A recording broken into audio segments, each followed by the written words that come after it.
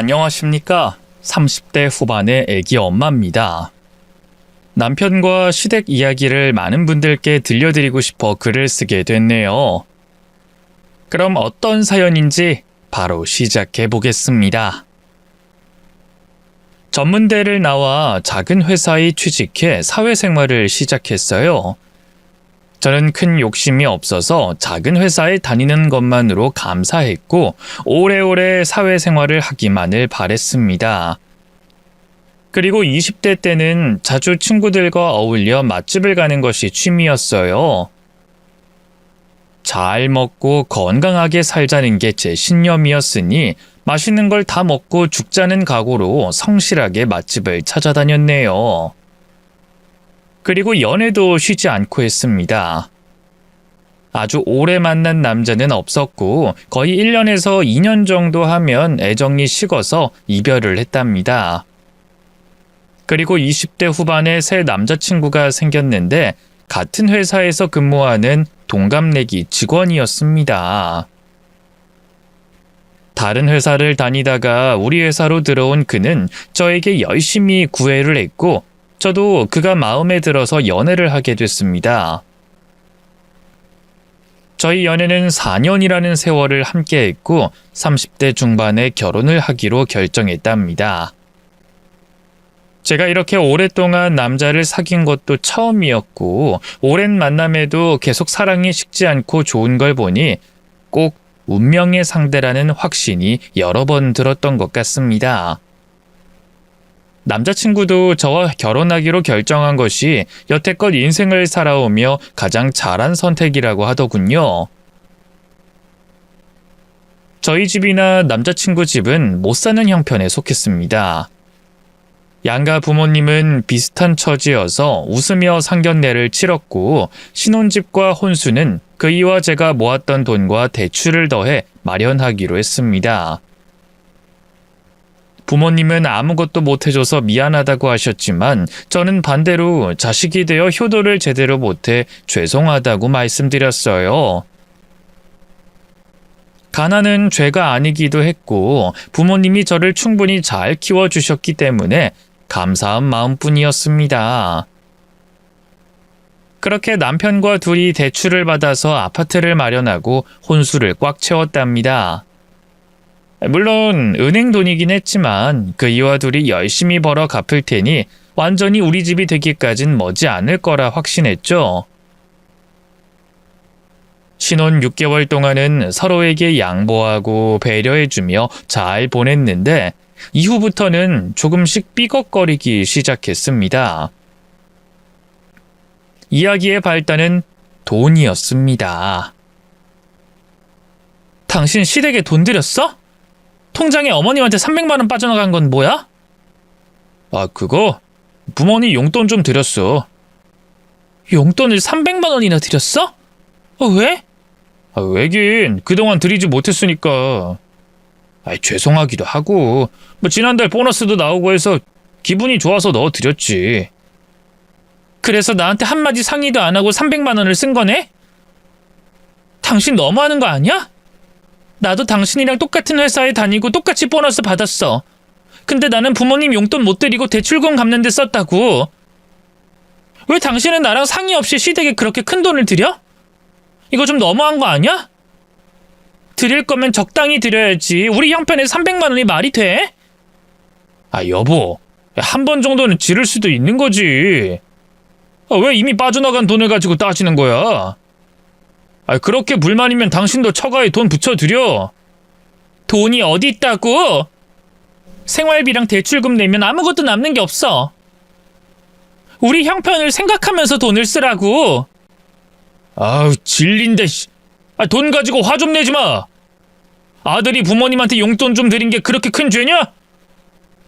자꾸 이야기 본질을 흐리고 있네?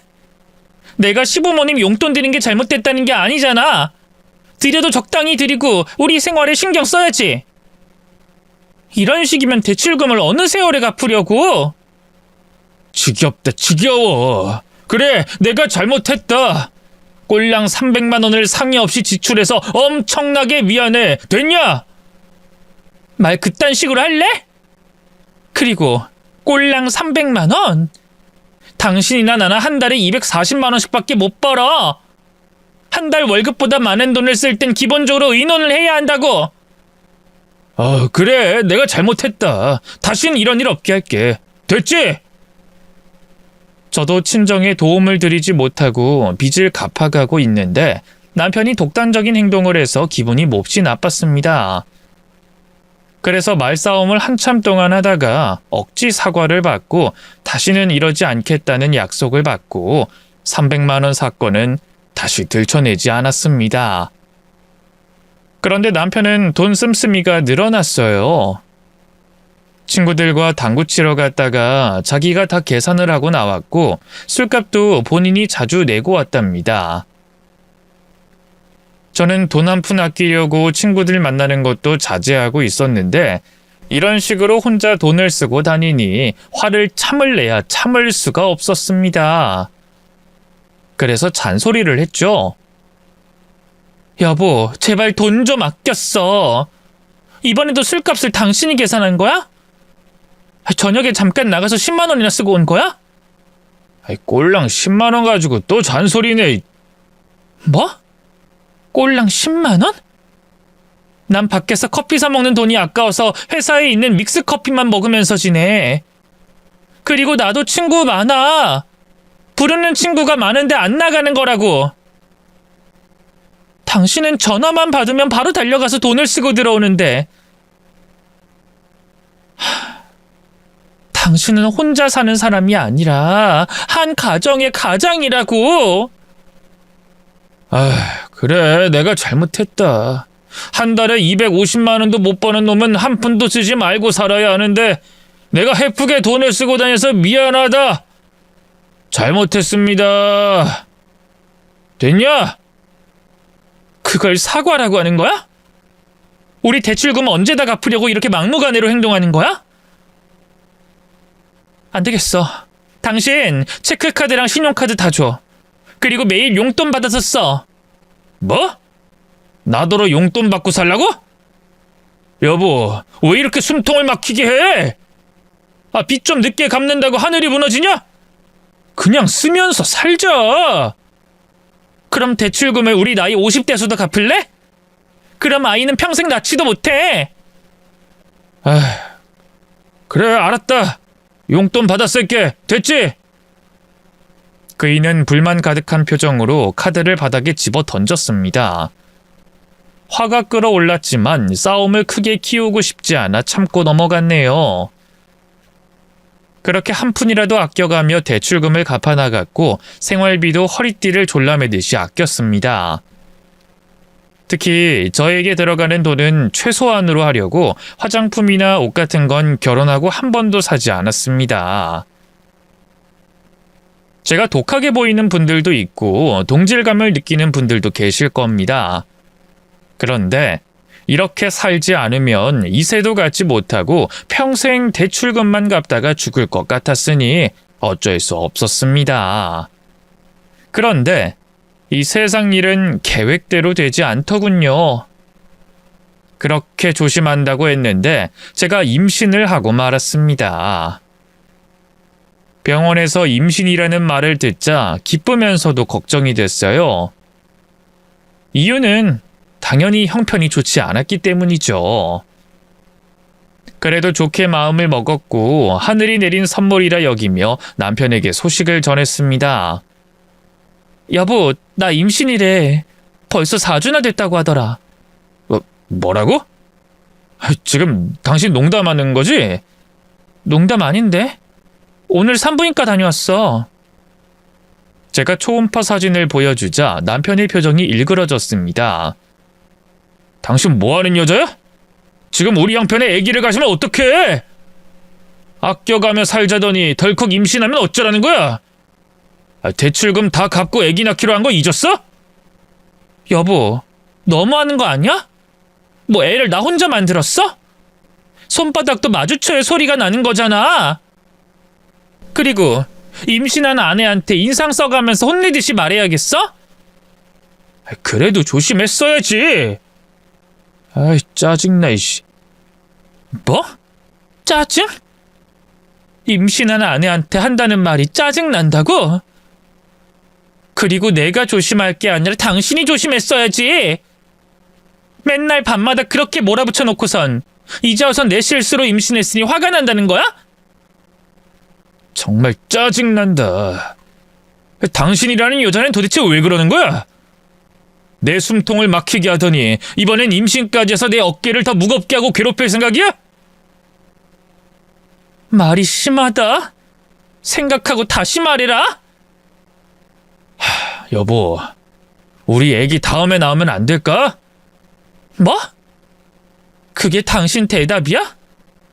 애를 낳지 말라는 거야? 당신 진짜 미쳤어? 미친 소리로 들려? 난 솔직하게 말하는 거야. 당신이 맨날 돈 아끼라고 닥달한 거 생각해봐. 우리 대출금 많이 남은 데다 생활비도 모자란 판국이잖아. 근데 이 상황에서 애를 낳자고? 과연 잘 키울 수 있을까?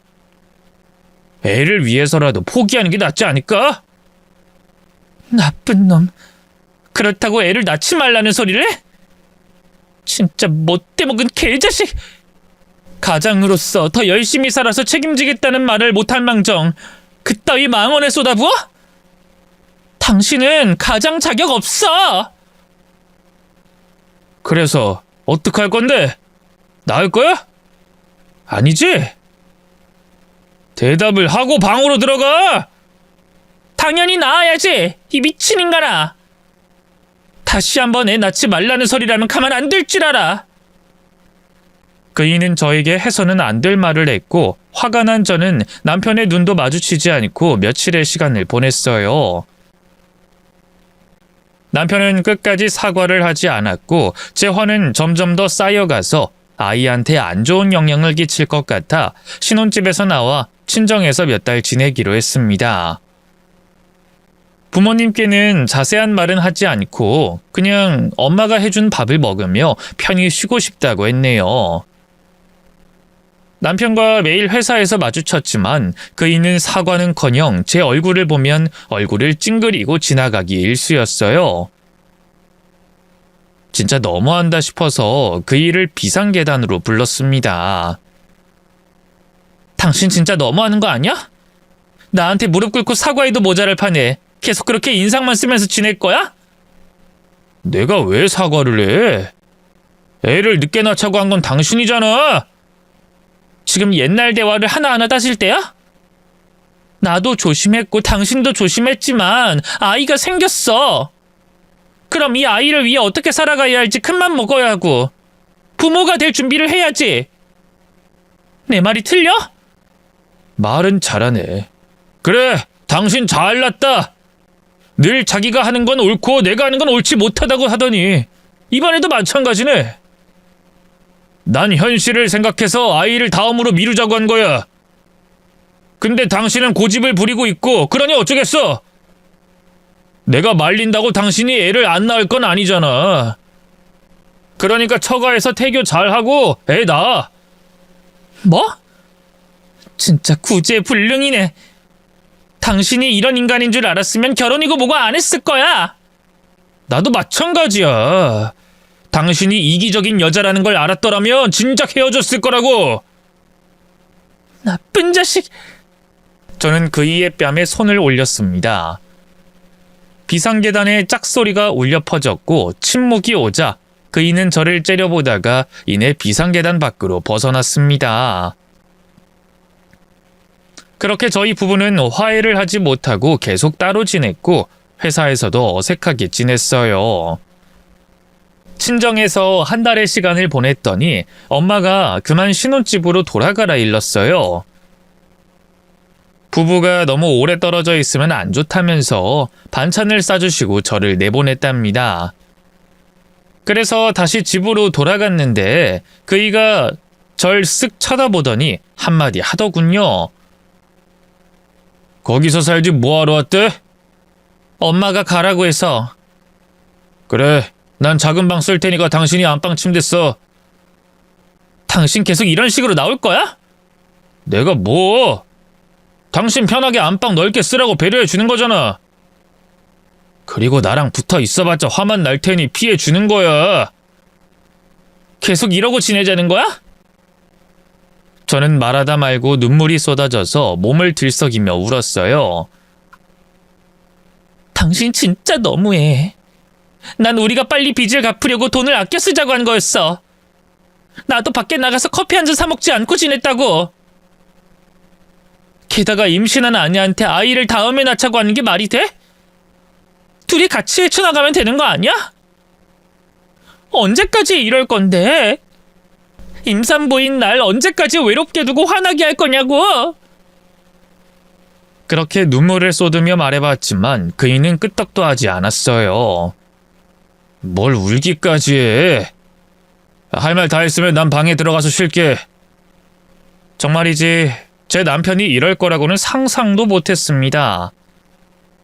임신 전 제가 돈 쓰는 거로 잔소리를 심하게 해서 스트레스 쌓이고 화가 난 건 알겠는데 지나치다 싶을 정도로 너무 미워하더라고요. 그날 밤 침대에 얼굴을 묻고 꺼이꺼이 오랜 시간을 울었습니다. 남편은 제 배가 불러와도 변하지 않은 태도를 보였어요. 지나가는 개 보듯이 쓱 쳐다보고 지나칠 뿐이었죠. 저는 매일 이런 취급을 받다 보니 적응이 되어 그런지 아무런 말도 하지 않고 새끼밥을 잘 챙겨 먹으며 태교를 했습니다. 그런데 임신 8개월 차에 남편이 회사에 출근하지 않더라고요. 말을 거의 하지 않았지만 이런 일은 대화가 필요하니 그 일을 불렀습니다. 당신 방에서 나와봐. 나한테 할 말 없어? 아이, 귀찮게 왜 불러? 오늘 회사 왜 안 나온 거야? 분명 아침에 나보다 먼저 출근했잖아. 출근? 아, 나 어제 회사 그만뒀어. 아이, 사장이 말 안 해? 뭐라고? 회사를 그만뒀다고? 도대체 왜? 나 사업 시작했어. 이제부턴 회사 나갈 일 없으니까 그런 줄 알아. 사업이라니? 갑자기 그게 무슨 소리야? 나랑 말 한마디 안 하고 지내더니 이젠 진짜 남처럼 지내네? 무슨 돈으로 사업을 시작했다는 거야? 아이, 그렇게 됐어. 부모님이 지원해줘서 사업 시작했어. 당신이 태어날 아이를 위해 가정의 어깨를 느끼며 살라고 했잖아. 그래서 아빠 노릇 좀 해보려고 도전하기로 했다고. 난 당신한테 무슨 존재야? 아내 맞아? 그리고 시댁에 무슨 돈이 있다고 사업 자금을 받았다는 거야? 네가 우리 집에 대해 뭘 안다고 마음대로 떠들어? 우리 집안이 그지인 줄 아나? 그리고 내가 의논하자고 하면 당신이 허락해주지 않고 무시만 할 게 뻔하니까 일부러 저지른 거야. 아무튼 나 사업 시작했으니까 그런 줄 알면 돼. 정말 뭐하는 짓인지 모르겠네. 이젠 나도 못 참겠다. 당신 나랑 같이 살 마음 없는 거 맞지? 나랑 이혼하고 싶은 거 맞지? 애 때문에 이혼 못하는 거라면 집어치워. 나한테 말도 안 하고 지내는 것도 화나고 임산부인 나한테 아무것도 해주지 않은 거에다 혼자 독단적으로 선택하는 거 모두 이해가 안 돼. 이혼하고 싶으면 그렇게 하자. 나 이런 식으로 더는 못 살겠어. 나 이혼할 마음 없는데 그냥 이렇게 살아. 저는 그동안 그이에게 친근한 말투로 몇 번이고 대화를 시도했는데 항상 그이가 거절했고 이번엔 마음대로 회사를 그만두고 사업을 시작하며 신경 끄라고 말하는 걸 들으니 더는 참지 못하겠더라고요. 지금 뭐 하자는 거야? 지금처럼 계속 남처럼 같이 살자고? 애기 때문에 억지로 나랑 살 필요 없다고. 그러니까 이혼하고 싶으면 하자고. 이혼? 그것도 돈이 있어야 하는 거 아닌가? 당신이 애기 낳으면 내가 위자료랑 양육비랑 다 해줘야 하잖아. 난 당신한테 줄 돈 없어. 그냥 참고 살아. 아니면 위자료 한 푼 안 받고 양육비 안 받는 조건으로 이혼 도장 찍든가. 뭐? 결국 돈이었어? 돈 주는 게 아까워서 이대로 살자고? 이런 개 같은 놈아! 당장 나가. 계속 날 투명인간 취급하고 살겠다고? 난 못해. 더는 못하겠으니까 끝내. 저는 마음을 굳히고 다시 한번 이혼하자고 말했습니다. 그이가 채 타고 비웃길래 뺨을 한 대 날렸죠. 남편은 화가 나서 집을 나가 시댁으로 가서 잠을 잤습니다. 그리고 이튿날 시부모님과 남편이 같이 오더군요. 시어머니가 저희 부부가 어떻게 지냈는지 이야기를 듣고 대신 사과하겠다고 하셨습니다. 새아가 미안하다. 내가 아들놈을 잘못 키웠나 보다. 이놈의 자식이 널 투명인간 취급했다며? 정말 몰랐고 미안하다. 내가 이놈 어젯밤에 실컷 혼냈다. 오늘 너한테 사과하겠다고 했으니 들어주렴. 야 김성주, 빨리 네 처한테 잘못했다고 빌어. 남편은 고개를 숙인 채 제 앞에 서서 눈물을 뚝뚝 흘리더군요. 여보, 내가 잘못했어. 미안해. 속 좁고 못나게 굴어서 미안. 내가 요즘 정신이 나갔었나 봐. 괜히 심술 부리고 막말한 거 진심으로 미안하게 생각해. 다신 그러지 않을게. 우리 다시 예전처럼 잘 지내보자. 당신 진심이야? 나한테 사과하는 거 진심이냐고. 엄마한테 혼나서 이러는 거 아니야. 어젯밤 당신이랑 이혼하고 살 생각하니 눈물이 하염없이 흐르더라. 말도 안 되는 자존심을 부리면서 당신 무시했던 거 사과할게. 그리고 우리 애기가 곧 태어나는데 여태껏 해준 게 하나도 없어서 미안해. 내가 큰 잘못을 했어. 살면서 두고두고 갚을게. 저는 이혼할 마음이 컸으나 그이의 진실된 사과에 저는 마음을 풀기로 했습니다. 곧 아이가 태어나는데 이혼을 하는 것보다 다시 남편과 잘 지내며 가정을 이루는 게 100번 나을 테니 사과를 받아주기로 했습니다. 그래, 사과해줘서 고마워. 그리고 나도 잘한 거 없어. 당신한테 잔소리하고 바가지 긁어서 당신이 화가 많이 난 거잖아. 앞으로 나도 말 조심할게. 고마워, 여보. 그리고 사랑해. 그이는 아주 오랜만에 저를 안아주더군요. 그렇게 저희 부부는 시부모님 덕분에 사과를 하게 됐고 다시 한 집에서 다정한 부부로 지냈습니다. 그러다 예정된 출산날이 다가와서 회사에 휴직을 하고 산부인과에 들어가기로 했어요. 저를 데려다 주겠다는 남편은 사업장에서 일이 바빠 저 혼자 입원하라고 일렀습니다. 그래서 혼자 산부인과를 찾아갔고 이틀 정도 지냈는데 남편은 코빼기도 비추지 않더군요. 전화도 받지 않았고 카톡도 읽고 씹었답니다. 그리고 다음 날 아주 오랜 진통을 하고 아들을 낳았습니다. 제 곁에 있어준 사람은 친정 부모님 뿐이었어요. 아들은 예쁘고 건강하게 태어났고 저도 무사했습니다. 산부인과 위층에 있는 산후조리원으로 옮기자 시부모님이 얼굴을 보였답니다. 저는 남편이 며칠 만에 나타나서 서운한 마음을 털어놨습니다. 여보, 당신 왜 이제 온 거야? 내가 전화해도 안 받고 도대체 뭘 하다가 온 거야? 그 사업이 바빠서. 근데 얘가 우리 아들이야? 보면 몰라? 우리 애기니까 여기 있는 거지. 당신 나한테 할 말 없어? 할 말? 애기가 날 닮지 않은 것 같은데. 뭔 소리야? 할 말 있냐니까 애가 당신을 닮지 않았다니. 아니, 미안하다고 사과하려고 했는데 애기 얼굴 보니까 사과가 쏙 들어가네. 이거 좀 이상한데, 엄마 아버지? 이 애기가 날 닮았어요? 남편의 말이 어처구니 없었는데 시부모님이 동조하는 걸 보자 더 기가 막혔어요. 그러게 성주야, 얘가 우리 손자라는 게 맞나 싶다. 여보, 당신 보기엔 어때요? 보자. 얼굴도 안 닮았고 손가락 발가락도 우리 집안 사람이랑 딴판이네. 내 손자가 아닌 것 같아. 아버님, 어머님, 태어난 지 얼마 안 된 아기니까 그렇게 보일 수도 있죠. 그렇다고 손자가 아닌 것 같다뇨. 제가 입을 벌리고 어이없는 표정을 짓자 남편이 조리원에 있는 간호사를 불렀습니다. 저기 간호사님, 아기 혈액형이 어떻게 되는지 알 수 있나요? 네, 잠시만요. 차트 가지고 올게요. 그이는 진짜 자기 아기가 아닌 걸로 생각하는지 아기 혈액형을 묻더군요.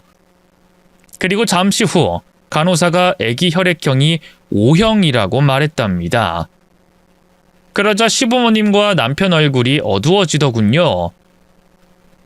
그이가 두 손을 벌벌 떨면서 입을 열었습니다. 당신, 얘 누구 자식이야? O형? O형 애기라고? 당신과 나 A형인 거 몰라? 여보, 당신 혈액형이 A형이었어? 난 몰랐어. 근데 문제가 있는 거야? 그러자 남편이 지갑에 있던 헌혈증을 꺼내서 집어 던지더군요. 이 여편네야, 봐봐! 나 A형이라고. A형 사이에 O형이 어떻게 나와? 저는 남편 혈액형도 몰랐고 A형 사이에 O형 아기가 나오지 못한다는 것도 몰랐어요. 그래서 간호사님한테 물어봤습니다. 간호사님, A형 사이에서 O형이 나올 확률이 없나요? 아니요, 그 부부의 유전자 둘 다 A5형이면 자녀가 O형으로 나올 수 있습니다. 그러니까 간호사 말은 혈액형을 표기할 때 A형이라고 쓰지만 A형도 A5형과 AA형으로 나뉜다고 했어요. 다만 부모 둘 다 A5형이어야 아이가 O형일 수 있다고 했습니다. 그래서 저는 저의 확실한 혈액형을 물었고 A5형이라는 답을 들었습니다. 그래서 남편도 같은 A5형일 거라고 판단하고 말했습니다. 거봐, A5형 부부 사이에 O형이 나올 수 있다잖아. 당신도 나랑 같은 혈액형이겠지. 아니, 우리 집안은 다 AA형이야. 못 믿겠으면 피검사해서 확인시켜 줄게. 뭐? 정말 혈액형이 AA형이라고? 그럼 우리 아들 혈액형이 잘못 나온 거 아닐까? 이 여자가 끝까지 발뺌이니. 지금 당신은 결정적인 증거를 걸렸다고.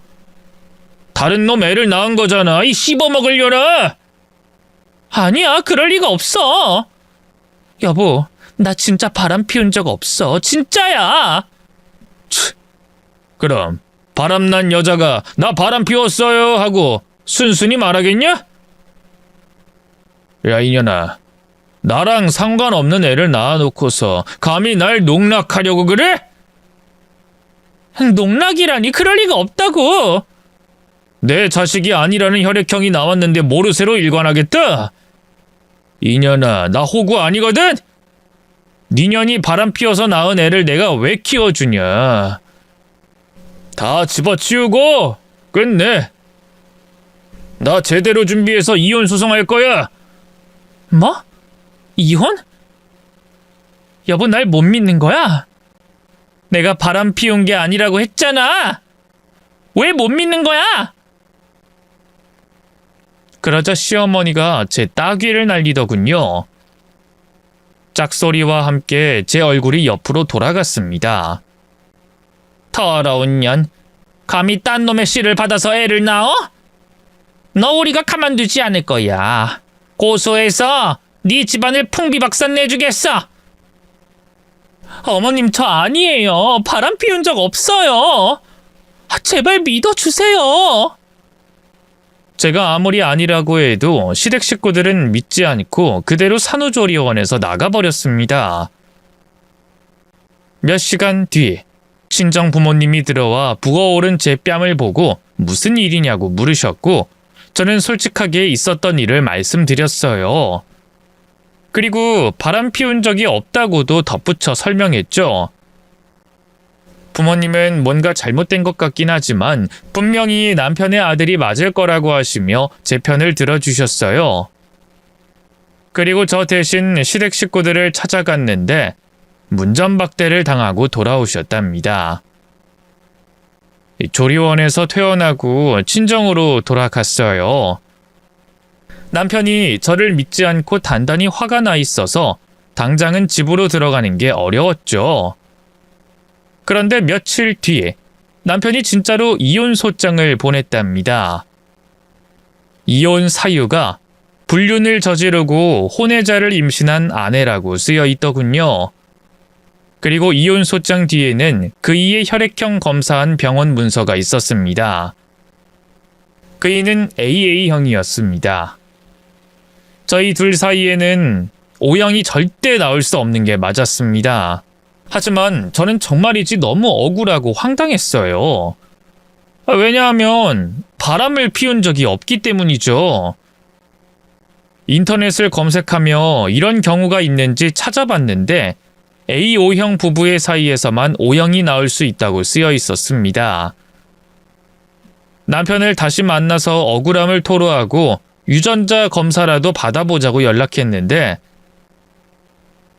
그이는 다 부질없는 짓이고 저와 아들의 얼굴을 보는 게 역겹다면서 거부했습니다.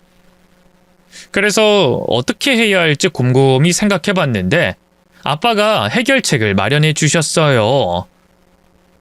화장실에 김서방이 쓰던 칫솔이다. 이거로 우리 손자랑 유전자 검사를 해봐. 그럼 답이 나오겠지. 이거 남편 허락 없이 하면 안 되잖아요. 지금 상황에서 뭐라도 해야 하지 않겠니?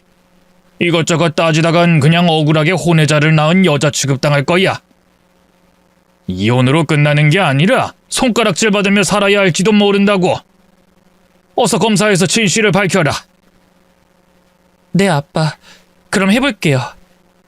유전자 검사를 하면 제 억울함이 풀리겠죠. 그래서 저는 유전자 센터로 가서 남편의 칫솔과 아들의 칫솔을 가져가 유전자 검사를 의뢰했습니다. 그리고 일주일이 지나자 결과가 나왔어요. 저는 그 결과지를 가지고 남편을 찾아갔습니다. 초인종을 눌렀는데 아무도 응답하지 않았고 기다려도 남편의 모습이 보이지 않았어요. 그래서 시댁에 가서 시부모님께 먼저 검사지를 보여줄 생각이었습니다. 시부모님은 작은 주택 2층에서 세를 들어 사셨는데 집주인이 대문을 자주 열어뒀고 그날도 대문이 절반쯤 열려 있어서 초인종을 누르지 않고 대문 안으로 발을 딛고 계단을 조용히 올라갔습니다. 현관 유리문이 살짝 열려 있어서 눈치를 보며 언제 들어갈지 기회를 엿보려는데 시댁 안에서 깔깔 웃음소리가 터져나왔습니다. 이 웃음소리에는 시부모님과 남편 그리고 의문의 여자까지 있었어요. 대화에 귀를 기울이자 천지개벽할 진실을 알게 됐습니다. 아유, 우리 며느리가 임신했다니 정말 기분 좋구나. 어머님, 근데 성주 오빠는 언제 이혼하는 거예요? 저 임신까지 했는데 계속 혼자 지내야 하는 건 아니죠? 아유, 그럴 리가 있나? 곧 이혼할 거다. 우리가 조용히 끝낼 테니 너는 아무 생각 말고 뱃속에 아이만 신경 써라. 저도 그러고 싶은데 친정 부모님이 난리예요. 특히 아빠는 성주 오빠한테 사업장 차려준 걸 후회하고 계신다고요. 유부남인 걸 뒤늦게 알고 엄청 심하게 반대하셨다고요. 그나마 제가 임신해서 봐주기로 하신 거니까 일 처리 잘해주셔야 합니다. 아유, 그럼 당연하지. 그녀는 이제 곧 정리될 거다. 그 사돈 어른께는 조금만 기다려달라고 말씀드려라.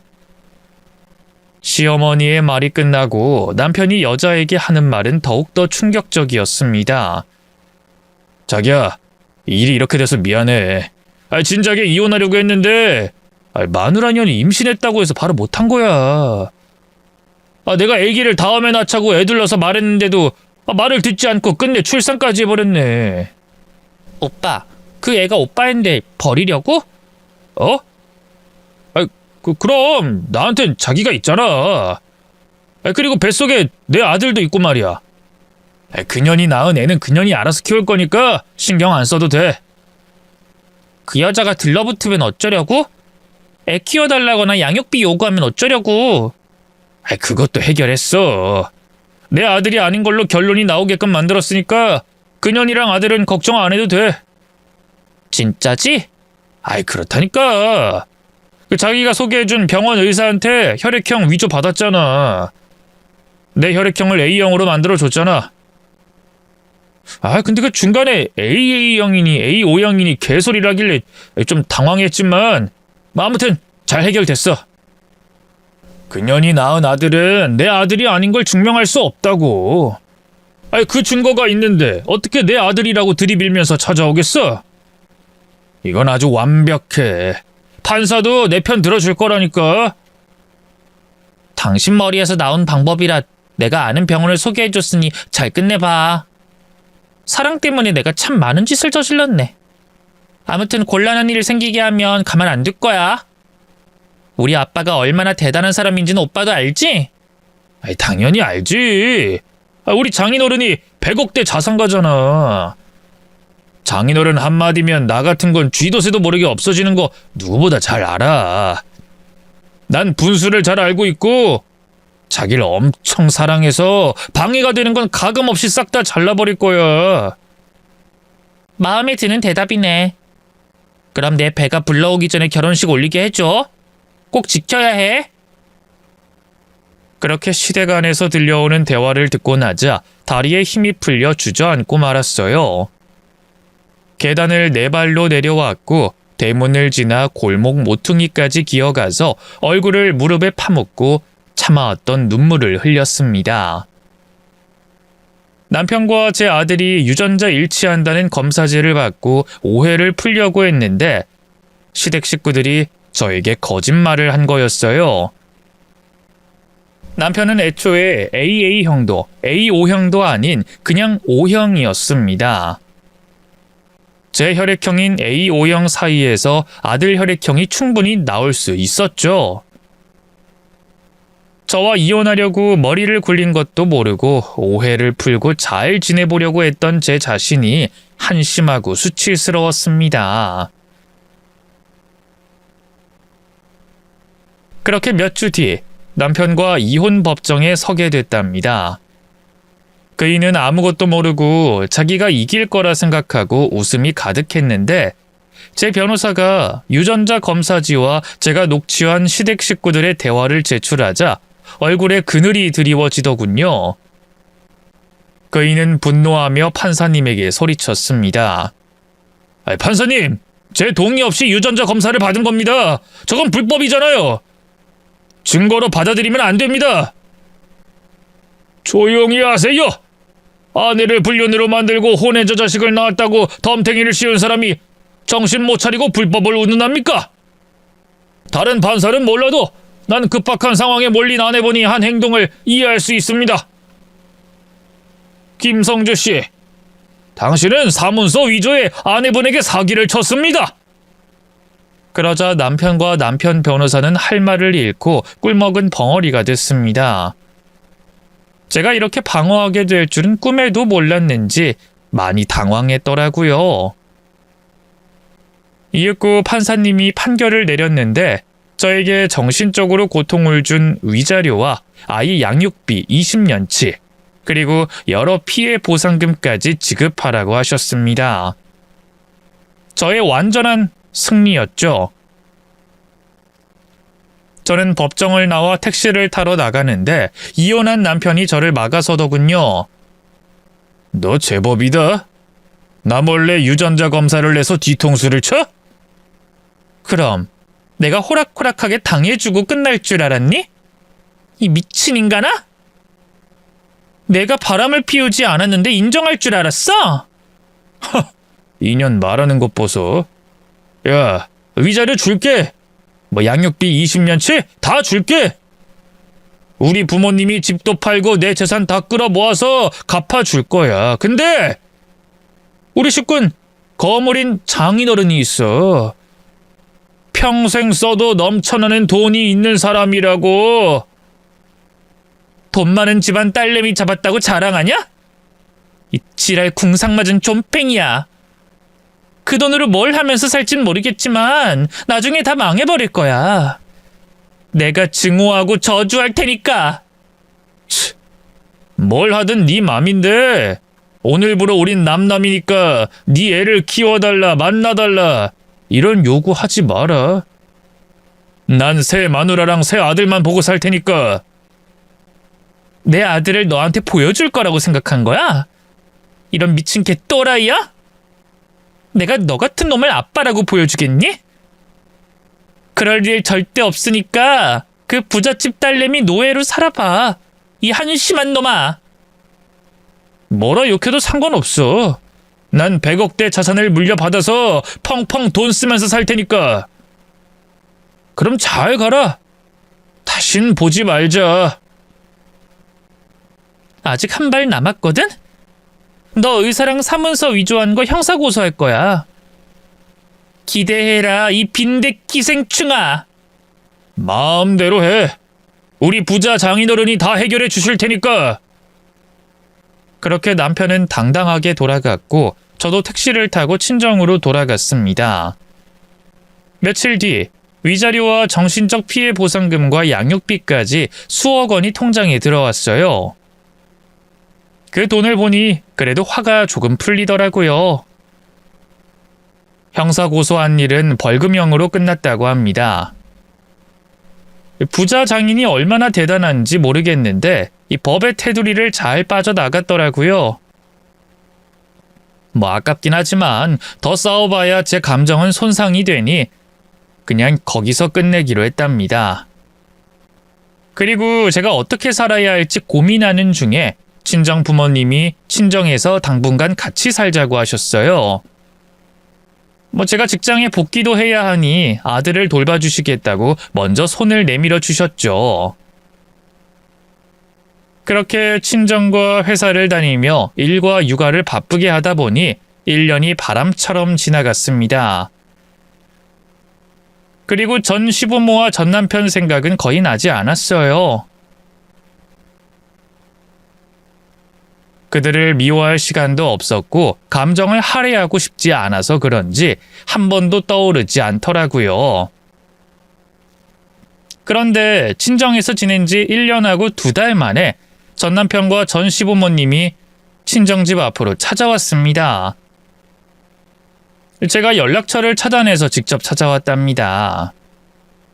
퇴근길에 마주친 시댁 식구들은 간절한 눈으로 절 보더군요.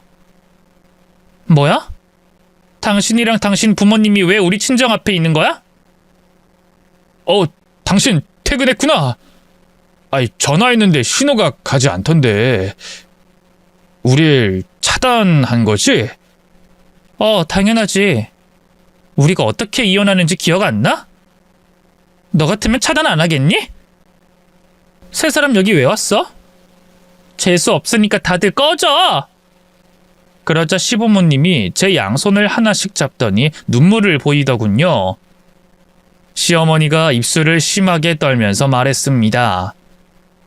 새아가, 우리 며느라, 그동안 마음고생 많았지? 우리 때문에 힘들었지? 지금 뭐 하는 짓이에요? 당신들한테 사기당하고 정신이 잠시 깨지긴 했지만 돈도 받았고 사는 게 바빠서 당신들 생각은 하나도 안 하거든요? 여기 왜 왔는지 모르겠지만 그냥 아무 말도 하지 말고 꺼져주세요. 제가 손을 뿌리치려고 하자 시부모님이 바닥에 무릎을 꿇었고 전 남편도 따라서 꿇었습니다. 저는 어처구니가 없어서 뭐 하는 짓이냐고 물었어요. 지금 뭐 뜨라는 거예요? 갑자기 왜 울고불고 무릎까지 꿇고 오두방정을 떨고 그래요? 추잡스러우니까 일어나서 꺼져줘요. 새아가, 우리 아들 성주가 그년이랑 헤어졌다. 이제라도 바로잡으려고 널 찾아온 거야.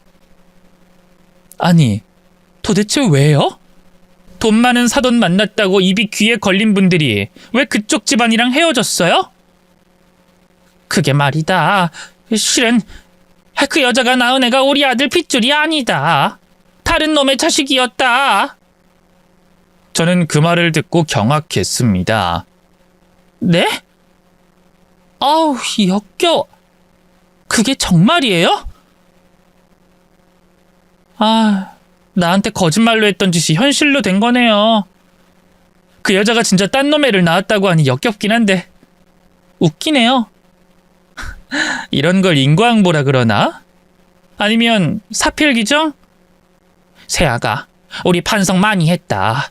죄를 뉘우치고 있어. 그러니 이제라도 우리 아들 성주와 다시 연을 맺는 게 어떻겠니?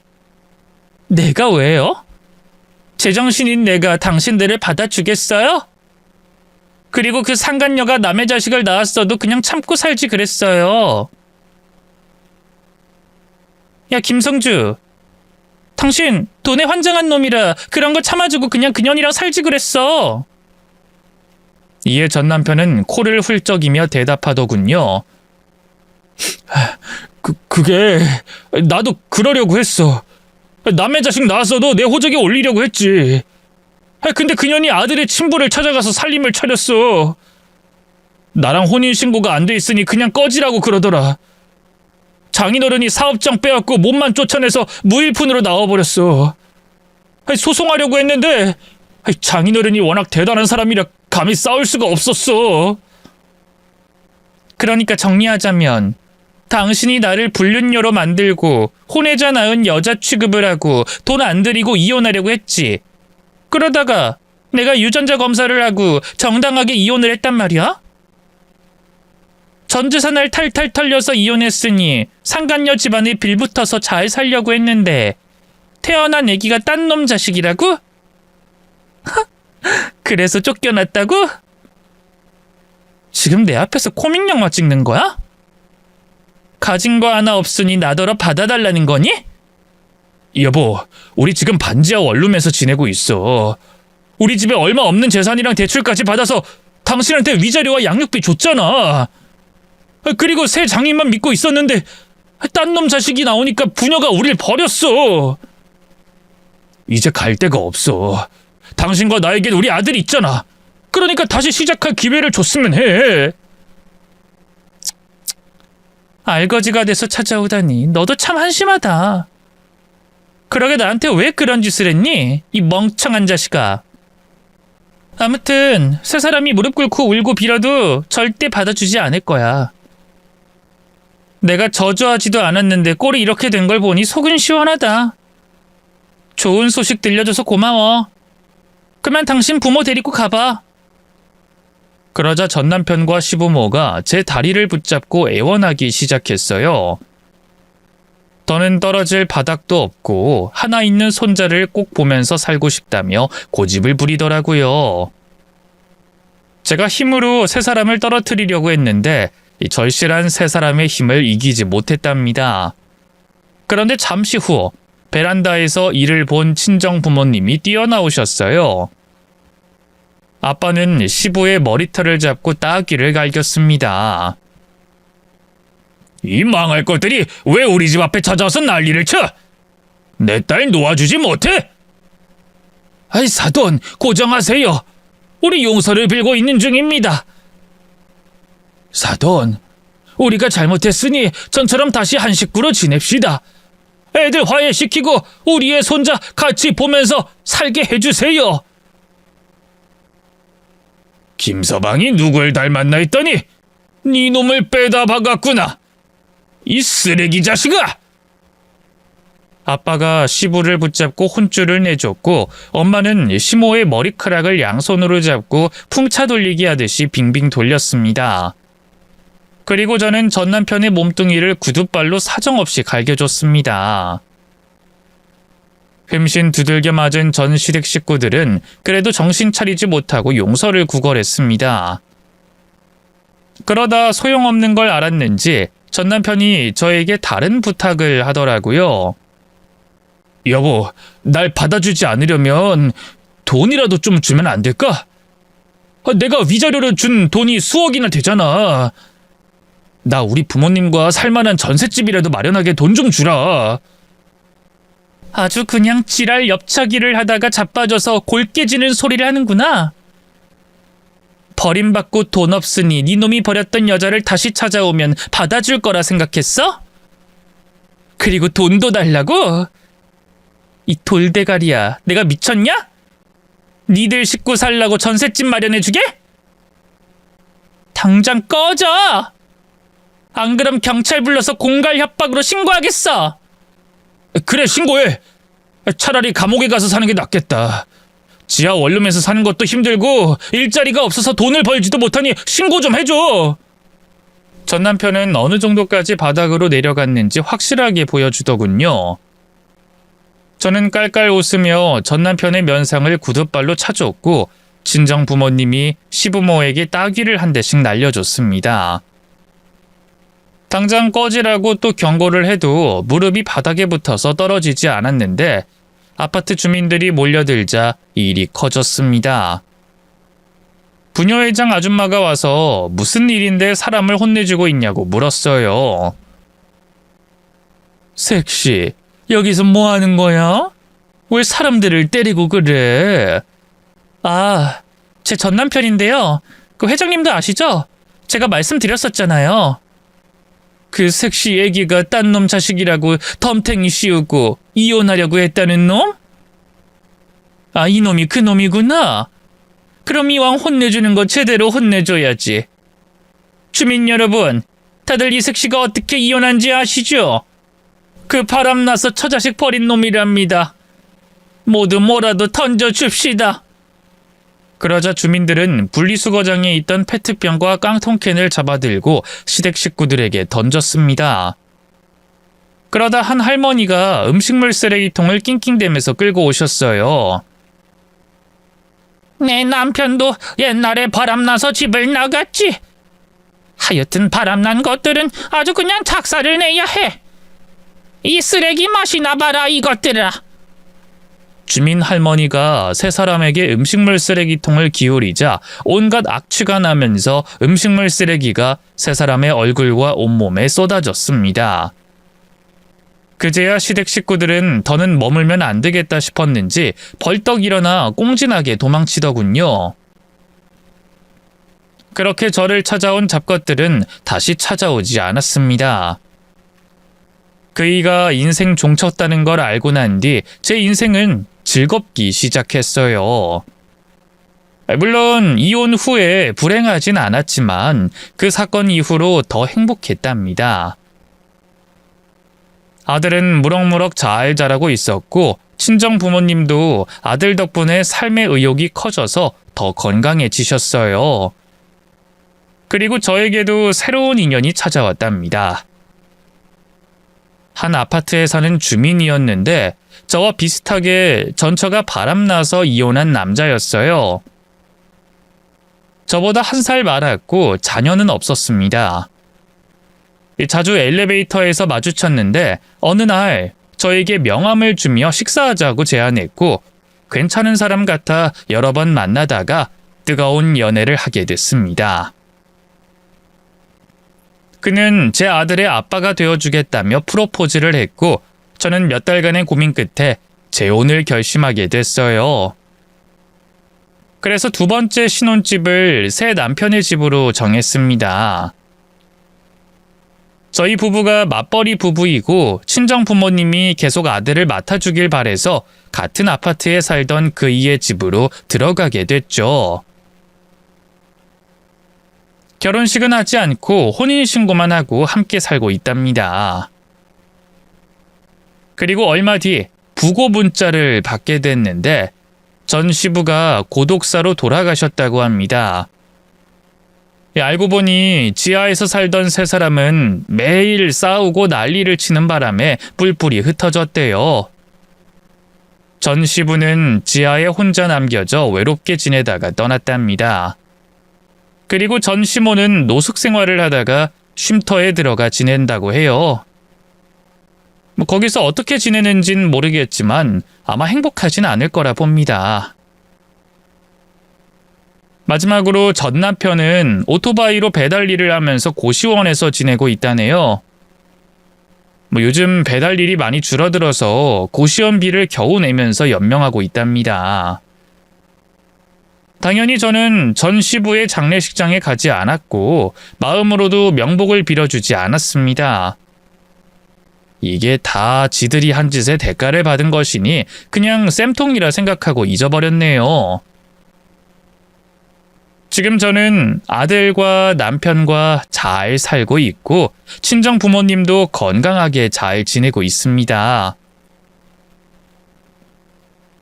세상의 모든 일들은 인과응보이고 사필귀정이며 자업자득인 것 같습니다. 저의 사연으로 통쾌함과 즐거움을 얻으셨길 바랍니다. 여기서 끝마치겠습니다. 안녕히 계세요.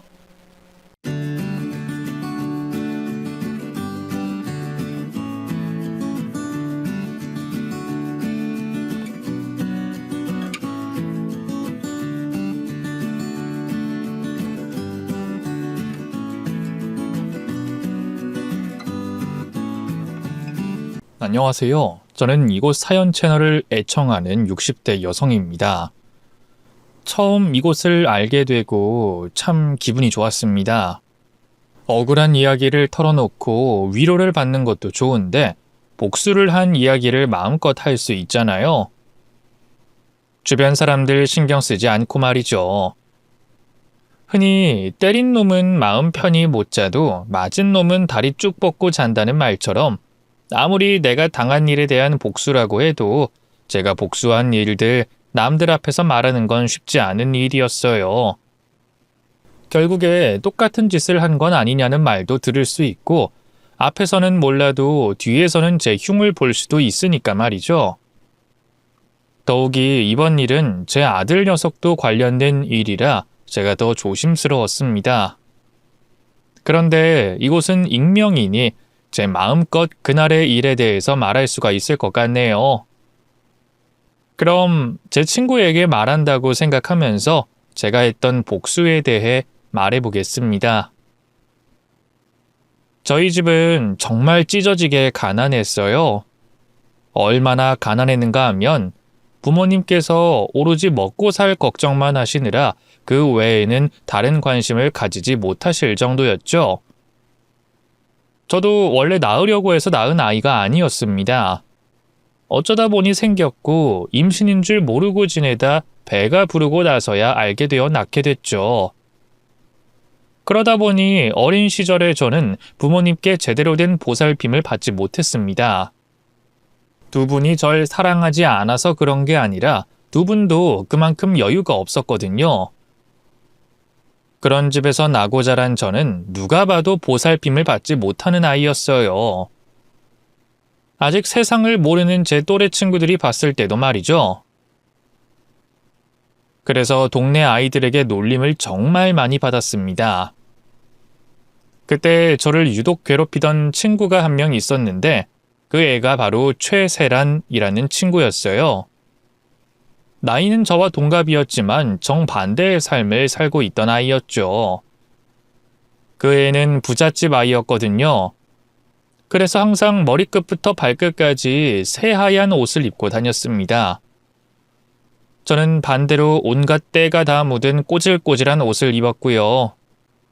그런 이유에서인지 세란이는 어릴 때부터 자기와 제가 어울리고 섞일 수 없는 존재인 것처럼 대했어요. 자기만 저를 그렇게 했던 게 아니라 동네 친구들 모두가 저를 따돌리도록 주도했죠.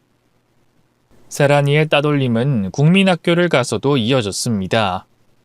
한 반에 40명, 50명 되던 시절 세란이는 저와 같은 반도 아닌데 제가 있는 반으로 찾아와서는 처음 보는 친구들에게 저희 집 사정을 촉새처럼 떠들기 시작했습니다. 물론 처음 본 아이의 말을 믿고 저를 무작정 이상한 아이로 생각하는 친구들은 없었어요. 오히려 세란이의 행동을 지적하는 친구들이 많았죠. 그런데 시간이 지날수록 세란이의 영향력은 강해졌습니다. 그 당시 그 나이대에는 찢어지게 가난하다는 게 따돌림을 당하는 데 충분한 이유가 됐거든요. 그래도 반이 떨어져 있어서 최세란과 마주칠 일은 많지 않았습니다. 최세란도 자기 반 친구들과 노는 게 중요했으니까요. 그러다 제가 그 애와 같은 반이 되면서부터 저를 본격적으로 괴롭히기 시작했어요. 제가 얼마나 가난한 집 아이인지, 제가 얼마나 별로인지 반 아이들에게 돌아가며 말하면서 저를 그렇게 흉보고 놀리더라고요. 심지어 제가 쓰는 물건들이 더럽다며 제 물건들을 쓰레기통에 버리고 뒤에서 절 때리고 도망가기까지 해서 저는 학교 생활이 점점 더 힘들어졌습니다. 물론 학급의 모든 친구들이 최세란 편이 돼 저를 따돌렸던 건 아니었죠. 세란이에게 괴롭힘을 당하는 저를 도와주고 대신 나서주는 친구들 몇몇이 있었어요. 하지만 무서울 게 없는 세란이에게 또래 친구들의 지적은 별 소용이 없었습니다. 그래서 결국 참다 못해 저는 선생님에게 도움을 청할 수밖에 없었어요. 선생님, 세란이가 저를 너무 괴롭혀요. 자꾸 제 물건을 숨기고 욕하고 때려서 절 못살게 굴어요. 선생님이 좀 도와주세요. 어머, 영자야. 친구들이랑 잘 지내야지. 세란이가 괜히 그러겠니? 세란이가 얼마나 모범적이고 착한 앤데. 거짓말로 남을 음해하면 나쁜 짓이야. 너 거짓말쟁이가 되고 싶은 거니? 순진한 마음에 저는 어른인 선생님이 저를 도와주실 거라 생각했지만 그 아이 집에서 촌지를 받으신 선생님은 괴롭힘을 당하는 게 제 탓이라며 절 도와주지 않으셨습니다. 그래서 저는 어쩔 수 없이 부모님께 말씀을 드릴 수밖에 없었어요. 일하시기도 바쁜 부모님께 그런 걱정까지 끼치고 싶지 않았지만 저 혼자 견디기엔 너무 힘들었거든요. 결국 저희 부모님께서 최사란네 집으로 찾아가셨고 그 집 부모와 만나게 됐습니다. 하지만 그 집 부모는 전혀 미안한 기색 없이 형편이 어렵던 우리 집을 무시하며 마치 돈으로 다 해결할 수 있다는 것처럼 무례하게 나오더라고요. 그래봐야 애들끼리 좀 싸운 걸 가지고 일을 크게 만들 거 있어요? 애가 피해봤다는 건 몇 배로 보상해 줄 테니까 그 돈 받고 그냥 이쯤에서 끝내죠. 보아하니 집안 형편도 안 좋은 것 같은데. 부모님은 그 앞에서 아무 말씀도 하지 못하셨고 학교에서도 일이 커지기를 바라지 않자 결국 저는 사과 같지도 않은 사과를 받고 물러설 수밖에 없었습니다. 그리고 저는 괜히 저 때문에 부모님까지 그런 수모를 당하신 것 같아 죄송했어요. 그래서 앞으로 문제를 일으키지 않아야 되겠다고 생각했죠. 그때부터 일부러 최세란을 피해 다녔어요. 하지만 저희는 하필이면 같은 중학교에 올라가게 됐고 거기서도 세란이는 저를 콕 집어 괴롭히곤 했습니다. 그렇게 자포자기하면서도 꿋꿋이 학교 생활을 하던 어느 날 아버지께서 갑자기 쓰러지시며 저는 혼자 생계를 꾸리셔야 하는 엄마를 도와 생업전선에 뛰어들게 됐어요. 그 후 저는 결국 다니던 학교를 그만두고 일을 하게 됐습니다. 중학교 졸업장도 받지 못하고 학업을 관둬야 하는 게 속상하고 마음 아팠지만 그래도 가족을 위해서 일할 수 있다는 생각에 보람차고 기뻤어요. 부모님을 도울 수 있다는 생각에 일하는 것도 고생스럽지 않았고 남들이 어린 저를 안쓰럽게 보는 것도 창피하지 않았죠. 그런데 가끔씩 제 또래 아이들을 볼 때면 가슴에 울컥하고 서러움이 올라왔습니다. 교복을 입고 제잘거리며 다니는 아이들을 볼 때마다 초라한 차림으로 일을 하는 제가 괜히 움츠러들게 되더라고요. 그래서 최세란 그 애만은 마주치고 싶지 않다고 생각했는데 또 하필이면 그 아이에게 부끄러운 꼴을 들키고 말았습니다. 어머, 너 영자 아니니? 영자 맞지? 오랜만이다. 너 학교 그만두고 뭐하나 했더니 이런 일 다니고 있었던 거야? 너 꼴이 하도 엉망이라서 못 알아볼 뻔했지 뭐야? 우리가 좋은 사이도 아니고 만나서 반가워할 사이가 아닌데도 그 애는 굳이 저를 보고 아는 척 해왔어요. 저를 무시하고 괴롭히던 최세라는 가정 형편 때문에 학교도 그만두고 일을 해야만 하는 저를 자기 친구들 앞에서 놀리더라고요. 얘들아, 영자 좀 봐. 우리 영자 너무 불쌍하지 않아? 얼마나 가난한 집에 살길래 학생이 공부도 때려치우고 일을 다녀. 근데 영자야, 넌 미래 생각도 안 하니? 아무리 그래도 중학교 졸업장은 있어야지. 어쩌자고 그런 결정을 했어? 겨우 국민학교 나와서 앞으로 뭘 해먹고 살려고? 나이 들어서도 계속 공순이 하려고 그래? 아, 하긴 너한테는 어쩌면 이 길이 나을 수도 있겠다. 머리가 안 되면 몸이 고생해야지 뭐. 안 그래? 나라고 학교를 그만두고 싶어서 그만둔 줄 아는지 최세라는 다른 사람들 앞에서 저를 모욕하고 짓밟았습니다. 하지만 바보 같은 저는 대꾸 한번 못하고 말았죠. 어찌나 비참하고 창피하던지 정말 쥐구멍이라도 숨고 싶더라고요. 그 후로 저는 일부러 교복 입은 아이들을 피해 다니기만 했습니다. 차라리 안 보면 부러워하거나 속상할 일도 없으니까요. 또 저를 못 잡아먹어서 안달이던 세란이도 피할 수 있었어요.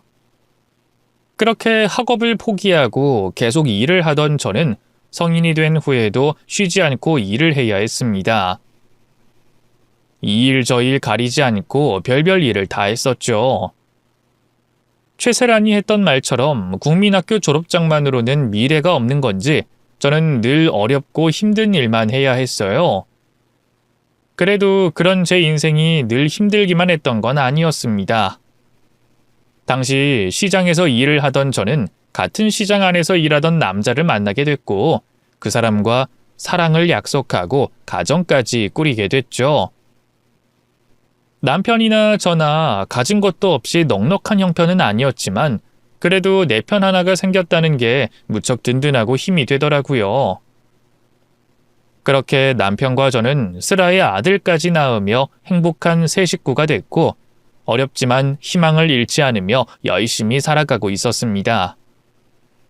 열심히 살아가는데도 여전히 형편은 궁색했지만 보기만 해도 배부른 자식과 든든한 남편 덕분에 더 바랄 것 없는 삶이라 생각했어요. 하지만 그런 행복도 잠시. 아들이 중학생이 됐을 무렵 남편이 사고로 갑작스럽게 세상을 떠나며 또 한 번 제 인생에 시련이 찾아오고 말았습니다. 저는 하루아침에 과부가 됐고 앞으로 남편 없이 홀로 아들을 잘 키워야만 했어요. 하지만 원래도 넉넉지 못한 형편에 남편마저 없는 제가 혼자 자식을 번듯하게 키울 수 있을지 걱정부터 들더라고요. 정말 고마워, 세란아. 사실 오늘 너무 못 팔아서 우리 팀장님한테 한 소리 들을까 봐 걱정했는데 네가 이렇게 사준다고 하니까 한시름도 안 내. 그럼 친구 좋다는 게 뭐니? 반가워서 밥이라도 사주고 싶은데 내가 좀 바빠서. 아무튼 다음에 또 보기로 하고 난 이만 가볼게. 그런데 그때 돌아가던 그 친구가 갑자기 넘어지면서 들고 있던 음료수를 쏟아버렸습니다. 그런데 말도 안 되게 넘어졌어요. 도저히 넘어질 수 없는 상황에서 혼자 넘어진 거죠. 넘어진 세란이는 갑자기 애먼 저를 보며 화를 냈습니다. 야, 너 지금 뭐 하는 짓이야? 너 때문에 옷 다 버렸잖아. 너 미쳤어? 제가 어떻게 한 것도 아니고 그냥 자기 혼자 아크로바틱을 하듯이 넘어져 놓고 자기가 넘어진 게 제 탓이라며 불같이 화를 냈어요. 아무 잘못 없던 저는 괜히 욕을 먹어 어이가 없었지만 그래도 다친 친구가 걱정돼 챙겨주려 했습니다. 세란아, 괜찮아? 어디 다친 곳은 없어? 넌 눈이 없니? 보면 몰라? 지금 내가 괜찮아 보여? 이게 옷 얼마짜린 줄 알아? 몇백만 원이나 하는 건데 이거 어떻게 하려고 그래? 이 음료수는 지워지지도 않는데. 그래서 너 이거 어떻게 할 거야? 어? 나 이대로 못 넘어가겠으니까 네가 내 옷값 물어내. 알겠어? 저와는 스치지도 않아 놓고 제 탓이라는 양 자기 옷값을 물어내라고 하더라고요. 세탁비도 아니고 수백만 원 하는 옷값을 달라니 저는 그 상황이 황당하기만 했습니다. 뭐라고? 내가 네 옷값을 왜 물어내? 그리고 나 때문에 넘어진 게 아니라 너 혼자 넘어진 거잖아. 근데 왜 남 탓을 하니? 뭐라고? 아니 이게 예정 봐서 좋게 넘어가 주려고 했더니 정신을 못 차리고 기어오르네? 야, 너 내가 좀 잘해줬더니 내가 네 친구로 보이니? 난 여기 손님이고 넌 지금 여기서 일하는 직원 아니야? 근데 어디서 반말을 해? 여기 마트는 직원 교육 안 하나 보지? 됐고 점장 나오라 그래. 내가 너 여기서 일 못하게 해줄 테니까 여기 책임자 데려오라고. 조금 전까지만 해도 친구 사이니 뭐니 하며 사람 좋은 척하더니 갑자기 태도를 바꿔서는 선을 긋고 저를 마트 직원으로 하대하더라고요.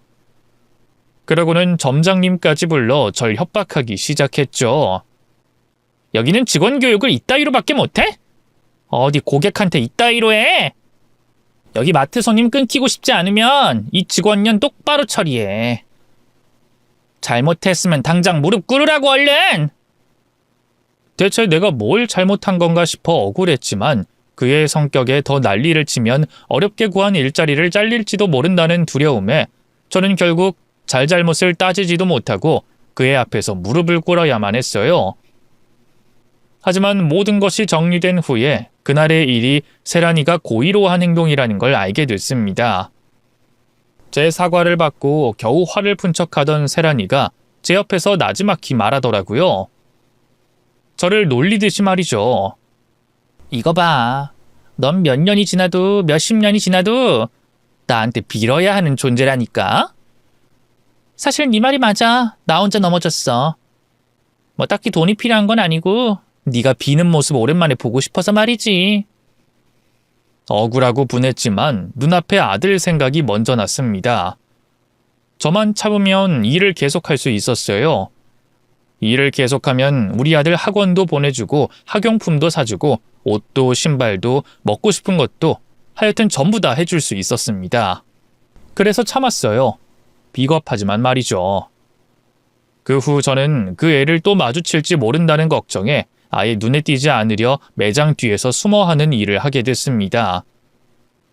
제품 판매 일보다 훨씬 어렵고 힘든 일이었지만 아들을 위해서 포기하지 않고 일을 했어요. 그리고 고맙게도 아들은 제 부족한 노력에 보답이라도 하듯 매번 좋은 성적을 받아와 절 기쁘게 해줬습니다. 그리고 고등학교를 졸업하며 그 어렵다는 명문대까지 합격하게 됐죠. 나 혼자 어렵게 키운 자식이 제대로 된 지원도 없이 좋은 대학에 들어가 줘서 저는 안도가 되고 기뻤습니다. 전 비록 국민학교밖에 못 나와 고생하며 살지만 우리 아들은 좋은 대학 가서 좋은 직업 얻으며 편하게 살았으면 싶었거든요. 그런데 그런 아들이 어느 날 제게 로스쿨 입학 소식을 알려왔습니다. 원래 아들이 공부하던 전공과 전혀 관계가 없어 의아해하던 제게 아들은 모두 계획된 일이라고 말하더라고요. 저 원래부터 로스쿨 갈 생각이었어요. 그래서 학점 잘 받을 수 있는 전공 골랐고 부전공으로 법학한 거예요. 그동안 과외하고 돈 모아서 로스쿨 학비도 마련해뒀어요. 저 검사 될 거예요. 엄마, 검사 돼서 엄마가 다시는 누구한테도 무릎 꿇을 일 없게 할 거예요. 알고 보니 아들이 수년 전 제가 최사란 앞에서 무릎을 꿇은 것을 봤더라고요. 제가 잘못 없이 수모를 당하는 걸 본 아들은 자신이 대단한 사람이 되어 다시는 그런 일을 겪지 않게 하겠다고 결심을 했었답니다. 그래서 법조인이 되기로 마음을 먹었다고 하더라고요. 뒤늦게 알게 된 아들의 비밀에 저는 마음이 아프고 부끄러우면서도 아들이 든든하고 고마웠습니다. 내가 지켜줘야 할 것 같던 자식이 어느새 자라 이렇게 나를 지켜준다고 하니 자식 한번 잘 키웠다는 생각이 들더라고요. 그렇게 아들은 결심대로 로스쿨을 무사히 졸업해 변호사 시험과 검사 시험에 합격해 검사가 됐습니다. 그런 아들 덕분에 전 더 이상 예전 같은 고생을 하지 않고 지낼 수 있었어요. 그래도 집에 있기는 심심해서 소일거리하며 즐겁게 지내고 있었는데 우연히 국민학교 시절 동창을 만나게 됐어요. 그리고 그 친구에게 동창회 권유를 받게 됐죠. 그렇게 기쁜 마음만 가진 채 동창회를 나갔습니다. 저 같은 경우 언 40년이 넘어 만나게 되는 친구들이라 너무 설렜어요. 얼마나 설렜는지 긴장이 될 정도였죠. 그동안 사는 게 너무 바빠서 친구라고 할 수 있는 사람은 아들 친구 엄마 몇 명과 일하면서 맺게 된 인연들 두세 명이었습니다. 그나마 최근 삶의 여유가 생기면서 알게 된 동네 친구들까지 합하면 10명이 좀 넘는 숫자였어요. 그만큼 사람이 고팠고 어린 시절 친구들이라면 더더욱 보고 싶었죠. 그런데 제가 너무 들뜬 마음에 어떤 한 존재를 잊어버리고 있었습니다. 성인이 돼서도 절 괴롭혔던 최세란을 말이죠. 그 애가 떠올랐을 땐 이미 동창회가 열리는 식당에 도착했을 때였어요. 그것도 제가 술을 먹으며 웃고 있는 최세란을 보고 나서야 그 기억이 떠올랐죠. 그때 참 만감이 교차하더라고요. 여전히 팔자 좋아 보이는 그 애를 보니 밉고 분하기도 하면서 야, 장영자, 요즘 참 행복에 겨워 살았구나 라는 생각도 들었습니다. 근 20년 가까이 얼마나 편하게 살았으면 제가 동창회를 나오면서 최세란을 기억 못했나 싶어서 말이죠. 그러면서 자신감이 붙더라고요. 저도 이제 걔와 비교해서 모자란 것 없었으니 기죽을 필요가 없어서 말이죠. 세란이 걔가 예전처럼 까불면 저도 코를 납작하게 눌러주면 된다고 생각했습니다. 그래서 최세란을 신경 쓰지 않고 오랜만에 만난 친구들과 지난 세월 나누지 못했던 대화를 나눴어요. 서로 못 본 세월이 길었으니 그만큼 풀어낼 이야기 보따리가 한가득이었죠. 그렇게 한참 즐겁게 친구들과 대화를 나누고 있었는데 제 앞 빈자리로 최세란 그 애가 찾아왔습니다. 오자마자 저를 떠보더라고요. 어머, 너 닭대가리 영자 맞니? 난 아까부터 네가 누군가 했다. 난 네가 마트 옷이나 그지 같은 옷 입고 올 줄 알았거든. 근데 이렇게 멀쩡히 차려입고 온 걸 보니까 너도 이젠 좀 평범하게 사는가 보다. 네가 평범하게 산다니까 내일도 아닌데 기분이 좋네. 세란이 네가 어쩐 일로 나한테 안 오나 싶었다. 네가 내 공식 스토커 아니니? 우리 때 스토커 같은 그런 용어가 있었어야 했는데. 어쨌든 네 말이 맞아. 나 요즘 평범하게 잘 살아. 아니다. 평범보다는 더 팔자 좋게 사는 것 같네. 니들 영자가 말하는 거 들었니? 얘가 굉장히 재밌어졌네. 아니면 그동안 내가 없어서 기가 살아도 너무 산 건가? 뭐 어쨌든 새로운 너의 모습 보기 좋다 얘. 어차피 동창회 끝나갈 때쯤엔 예전에 네 모습 되찾아가겠지만. 세란이를 상대하지 않을 수도 있었습니다. 무시하거나 고분고분한 태도를 보이면 길게 말을 섞을 일도 없었겠죠. 그런데 그러기가 싫더라고요. 안 그래도 최세란 걔한테 안 좋은 감정을 가지고 있는데 말 걸어오는 꼬라지가 또 저를 무시하고 있었으니까요. 그래서 저도 예전과 같지 않다는 걸 보여줬어요. 하지만 최세란에게는 제가 아직 자기 밥으로만 보였던 것 같습니다. 절 비웃더라고요. 그러면서 제 주위로 자기와 가까이 지내고 있는 동창들을 불러 모았어요. 익숙한 장면이었죠. 과거 저를 괴롭힐 때마다 주변 친구들을 끌어 모았으니까요. 그렇게 제 주위를 자기 편으로 채운 세란이는 제 말꼬리를 잡고 늘어지기 시작했습니다. 근데 영자야, 너 어떻게 살길래 그렇게 잘 산다고 말하니? 우리가 얼굴 본 진 꽤 됐다만 마지막으로 봤을 때만 해도 네가 내 앞에서 무릎 꿇고 있었잖아. 고객님 죄송합니다 이러면서. 너희들 기억하니? 내가 영자 마트에서 만났다고 했던 일. 그랬던 영자가 이제 내 앞에서 좀 산다고 콧방귀를 끼니까 내가 너무 궁금하네. 집가집게 살면 얼마나 잘 산다고. 이제 뭐 마트 책임자라도 됐니? 이젠 네가 직접 고객들한테 무릎 꿇을 일 없어? 너는 말끝마다 내가 무릎 꿇었던 이야기를 하는 걸 보니까 그게 네 인생의 최대 업적인 것 같다. 그러게 생각해보면 네가 딱히 다른 부분에 두각을 나타낸 건 없지? 나 괴롭히는 거 빼고.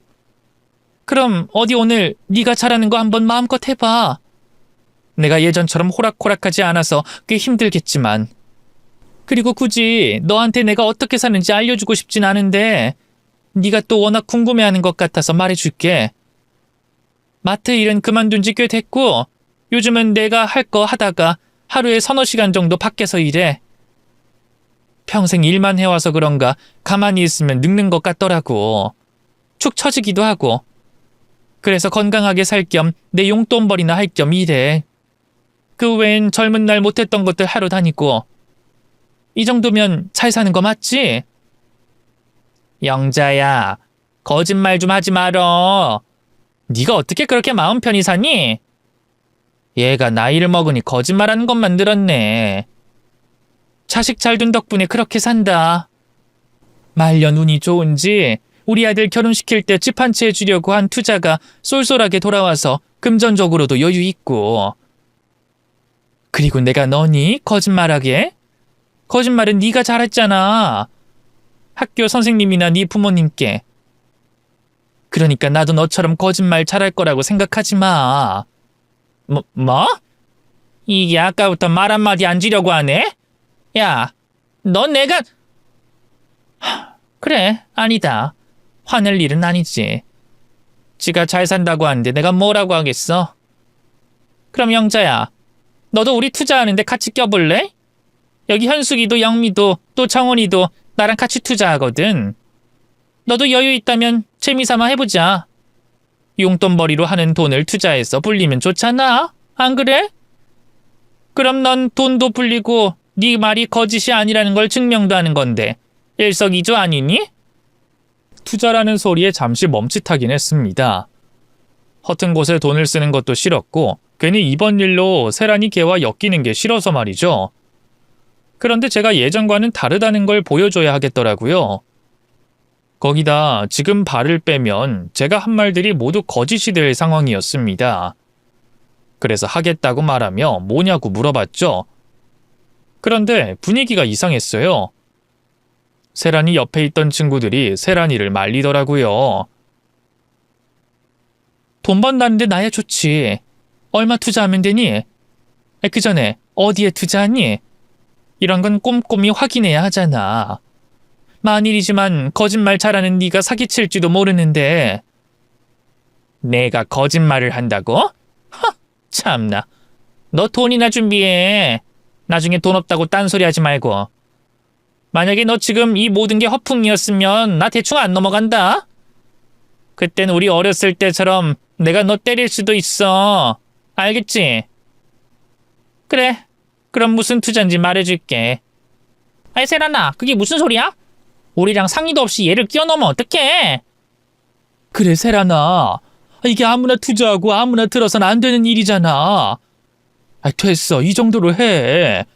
영자 얘 요즘에 먹고 살만한가 보지. 너희들은 가만히 있어.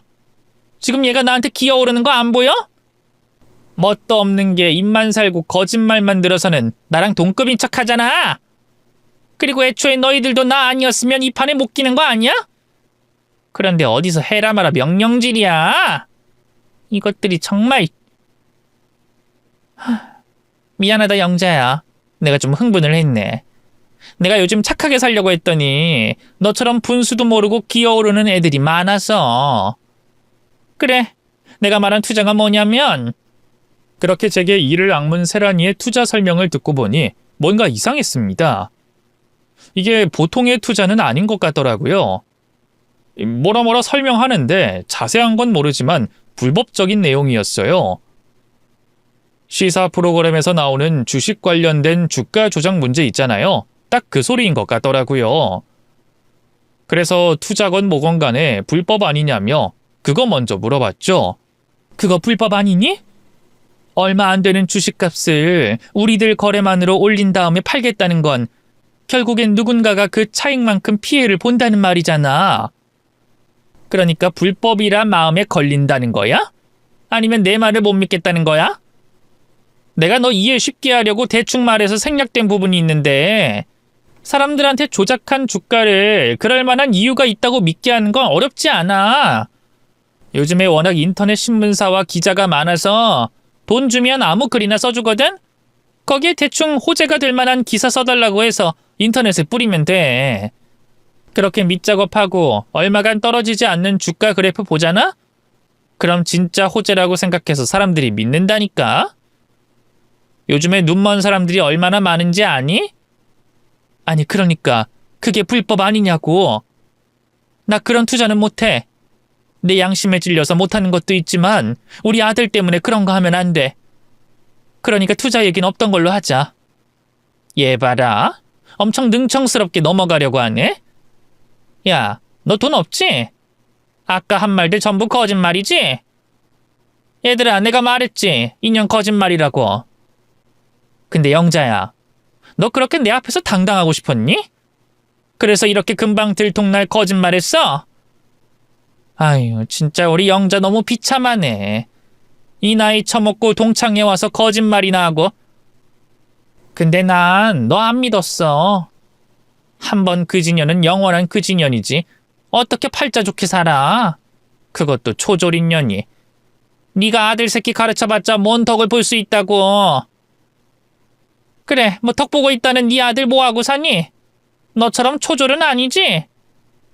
하기야 뭐 요즘 세상에 초졸이 어딨다고. 그리고 부모보다는 자식이 뭐라도 낫겠지. 근데 그래봤자 아니겠니? 걔가 누구 유전자를 받았겠어.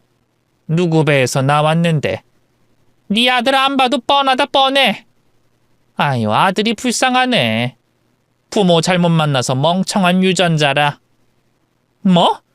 야, 네가 뭔데 우리 아들을 함부로 입에 올려? 너 우리 아들이 누군지 알고 내 앞에서 당당하게 범죄 저지르는 이야기라니? 너 내가 우리 아들 부르면 잡혀가, 알아? 네 아들? 네 아들 뭐 하는데? 뭐 너처럼 마트에서 일하던 거 아니었어? 왜? 네 아들도 내가 무릎 꿇게 해줄까?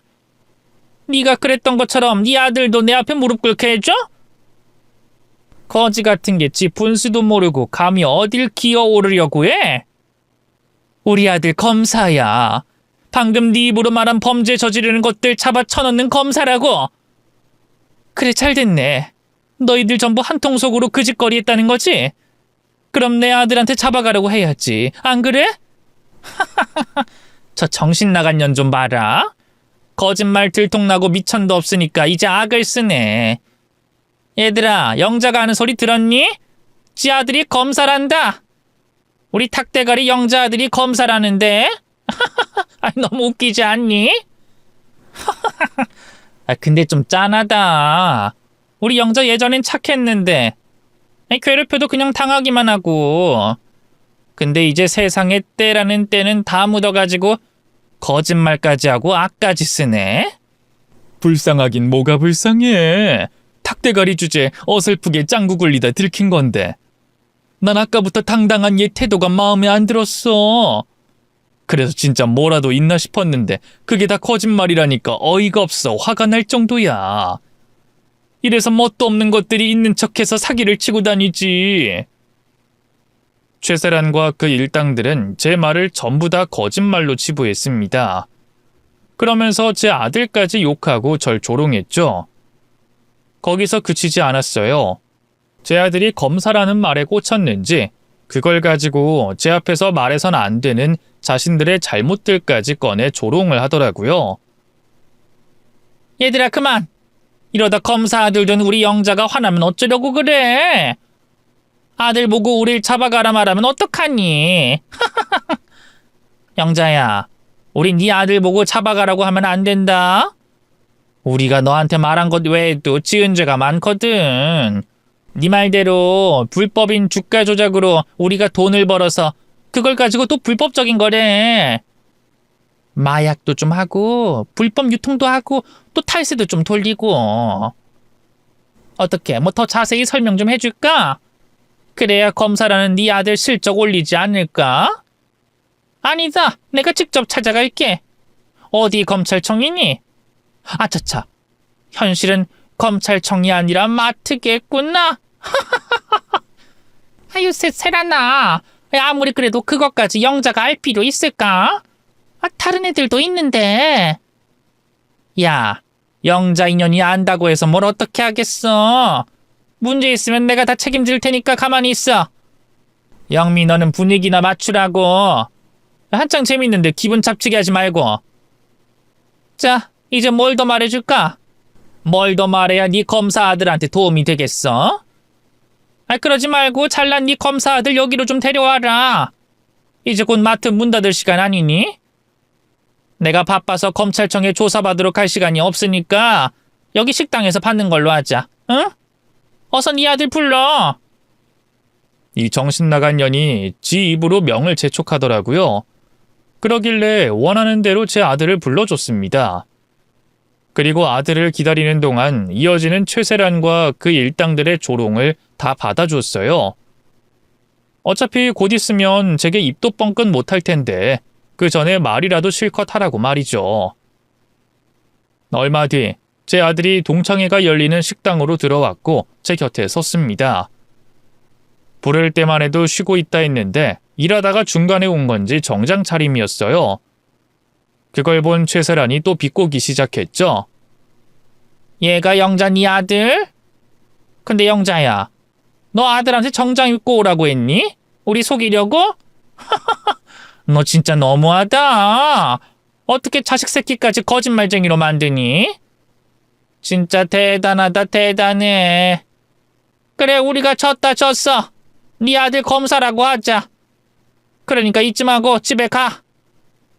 네가 영자 아들이라고? 일 끝났는데 정장 입고 오느라 고생 많았다.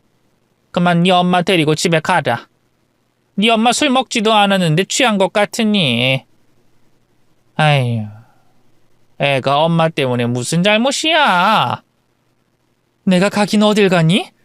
네가 우리 아들 앞에서 조사받는 것까지 보고 가야지. 네가 그랬잖아. 바빠서 여기서 조사받겠다고. 정훈아, 너 이 아줌마 자기 입으로 주가 조작하고 마약하고 또 불법으로 뭘 유통한다고 자백하더라. 그런데 검사 아들 둔 내가 그냥 넘어갈 수 있어야 말이지. 네가 확인 좀 해보렴. 동창회가 열리는 식당으로 들어오기 전까지만 해도 무슨 일인지 모르겠다던 표정의 아들은 제 말을 듣곤 뭔가 감을 잡았다는 표정을 짓고 있었습니다. 그리고 세란이를 보는 눈빛이 달라졌죠. 어머니, 이 아주머니 그때 그 사람 맞죠? 예전에 그 마트에서 그 사람. 뭐 마트? 너 언제나 봤니? 나는 널 본 기억이... 아, 너도 그때 거기 있었구나. 네 엄마가 나한테 무릎 꿇었을 때. 어머, 그런데도 영자 너는 네 아들을 여기로 부른 거야? 아, 얘가 정말 부끄러운 게 없네. 그래, 내가 그때 그 아줌마 맞아. 그러니까 내 성격 너도 알았으면 네 엄마 얼른 데려가라. 그때처럼 네 엄마 무릎 꿇는 모습 보기 싫으면. 근데 제가 들은 이야기가 있어서 그냥은 못 가겠는데요. 제가 이런 사람이라서요. 여기 제 명함입니다. 얘네들 정말 왜 이러니? 부모랑 자식이 아주 쇼를 하네. 생쇼를. 검사? 야, 너 네 엄마랑 정말 경찰서 가고 싶어? 이런 거 사칭하면 큰일 나는 거 몰라? 이것들이 정말... 세란이를 기억한 아들이 자기 명함을 내밀었고 그걸 본 세란이가 그 명함까지 거짓이라며 길길이 날뛰었어요. 그런데 혼자서 열을 내는 것도 잠시였죠. 저와 아들이 무표정한 얼굴로 열을 내는 자신을 빤히 쳐다보고 있자 그제야 뭔가 자신이 놓치고 있다는 걸 깨달은 것 같았습니다. 몇 차례나 저와 아들에게 검사가 맞냐며 확인을 했어요. 뭐야 그 표정은? 진짜 검사라도 된다는 말이야? 진짜? 너 진짜 검사야? 야 영자야, 진짜 네 아들이 판검사할 때 그 검사라고? 내가 언제 거짓말한 적 있니? 거짓말은 너나 하는 거지. 우리 아들 검사 맞아. 못 믿겠으면 검찰청에 전화해서 물어봐. 전화 안 통하면 확인할 수 있잖아. 저희 어머니 말씀처럼 하시죠. 아니면 경찰에 신고 먼저 할까요? 주가 조작이나 불법 유통은 바로 수사를 못한다고 해도 마약 관련해서는 경찰 신고로 즉시 확인이 가능한데 제가 검사 사칭하는지 확인도 할 겸 말이죠. 아들과 제가 자신있게 말을 건네자 최세란과 그 일당의 얼굴이 새파랗게 질리기 시작했습니다. 자기들도 이제야 깨달은 거죠. 제 말이 허풍과 거짓말이 아니라는 걸. 제 아들이 검사가 맞다는 걸 말입니다. 그때부터 자리에 앉아 절 비아냥거리던 애들이 절 붙잡기 시작했어요. 영자야, 세란이가 한 말 전부 장난인데? 우리 나이에 이렇게 아줌마가 돼서 무슨 주식 조작이고 마약을 해. 그냥 TV에서 주워들은 소리 그대로 말한 것뿐이야. 너한테 장난 좀 치려고. 우리 장난이 심했으면 미안해. 그렇다고 이 좋은 날 아들까지 불러서 뭘 또 경찰 이야기가 나와. 그래, 뭐 경찰은 무슨 경찰이니. 우린 네가 진짜로 아들을 데리고 올 줄 몰랐어. 진짜 올 줄 알았으면 진작에 장난이라고 했지. 그러니까 너무 진지하게 생각하지 말고 네 아들 바쁠 텐데 얼른 보내. 이상하다. 조금 전까진 세란이 하는 말 들어보면 장난 같지 않던데. 너희도 세란이가 말할 때마다 걱정하고 놀라고 했잖아. 마치 공범들이 들키면 안 되는 이야기를 들킨 것처럼. 뭐 그거야 수사해보면 다 나오지 않겠니? 제 입에서 수사라는 말이 나오자 얼굴이 새파랗던 동창들이 개거품을 물기 시작했어요. 어떻게든 수사를 피해보고자 거짓말과 갖은 변명을 하고 있었죠. 그런데 그때 누군가가 제 팔을 잡곤 가게 밖으로 나갔습니다. 최세란이었어요. 최세란은 가게 옆 골목으로 들어가서는 제게 무릎을 꿇었죠. 그리곤 빌기 시작했어요. 영자야, 제발 네 아들한테 장난이었다고, 아무것도 아니었다고 말해주면 안 될까? 검사 아들 자랑하려고 한 행동이라고 말하면 네 아들도 더는 묻지 않고 넘길 것 같은데. 내가 이렇게 빌게. 내가 잘못했어. 그러니까 신고만은, 수사만은 피할 수 있게 해줘라. 천하의 최세란이 지금 내 앞에 무릎을 꿇은 거니? 네가 한 말들 전부 진짜였구나. 난 말하면서도 설마 했는데 너 어쩌다 이런 짓까지 하게 됐니? 주가 조작의 마약이라니. 너 범죄자가 다 됐구나. 너도 자식이 있을 텐데 그런 짓 하고도 자식 앞에 떳떳했니? 영자, 네가 뭐라고 해도 좋아. 전부 다 인정하고 전부 다 내 잘못이야. 그런데 네 아들에게만은 좀 비밀을 해주면 안 되겠어? 내가 너 원하는 거 다 들어줄게. 돈 필요하니? 아니면 뭐 사줄까? 가격은 상관없어. 내가 어떻게든 준비해서 너 줄게. 그러니까 제발 네 아들에게만은 아무 일 아닌 것처럼 말해주면 안 될까? 나 수사받으면 우리 시댁에서도 친정에서도 가만 안 둘 거야. 내 자식들 얼굴도 못 보고. 정말 잘못하다가 내가 가지고 있는 전부를 잃을 수도 있어. 그러니까 좀 봐줘, 응? 내가 너한테 한 짓들 평생 반성하고 속죄하며 살게. 제 앞에 무릎을 꿇고 싹싹 빌고 있는 최세란을 보자 이게 꿈인가 생신가 싶더라고요. 평생 누구에게도 굽히지 않을 것 같았던 그 무릎이 제 앞에 꿇고 있었으니까요. 그러면서 과거 제가 세란이에게 당했던 일들이 하나씩 떠올랐습니다. 그 치욕스러운 나날들이 말이죠. 그래서 저도 지금 이 순간을 좀 즐겨보기로 했어요. 조금 더 간절하게 말할 순 없니? 네 말대로라면 네 인생이 달린 일인데 그 정도로 되겠어? 좀 더 빌어봐. 허리도 절하듯이 여러 번 굽히고 손도 더 싹싹 빌고. 눈물은 그 정도밖에 안 나니? 그건 진정성이 좀 떨어지는데? 우리 나이에 툭 건드렸다 하면 눈물이 주르륵 나오는데 그거에 비하면 너무 안 나온다. 할게. 이렇게 하면 될까? 우는 건 이렇게 울면 돼? 영자야, 네가 하라는 건 뭐든 할게. 그러니까 제발 봐줘, 응? 정말 볼만했어요. 세상에 이런 일이 있을 거라고는 생각도 못했죠. 그런데 저 혼자 보기엔 많이 아깝더라고요.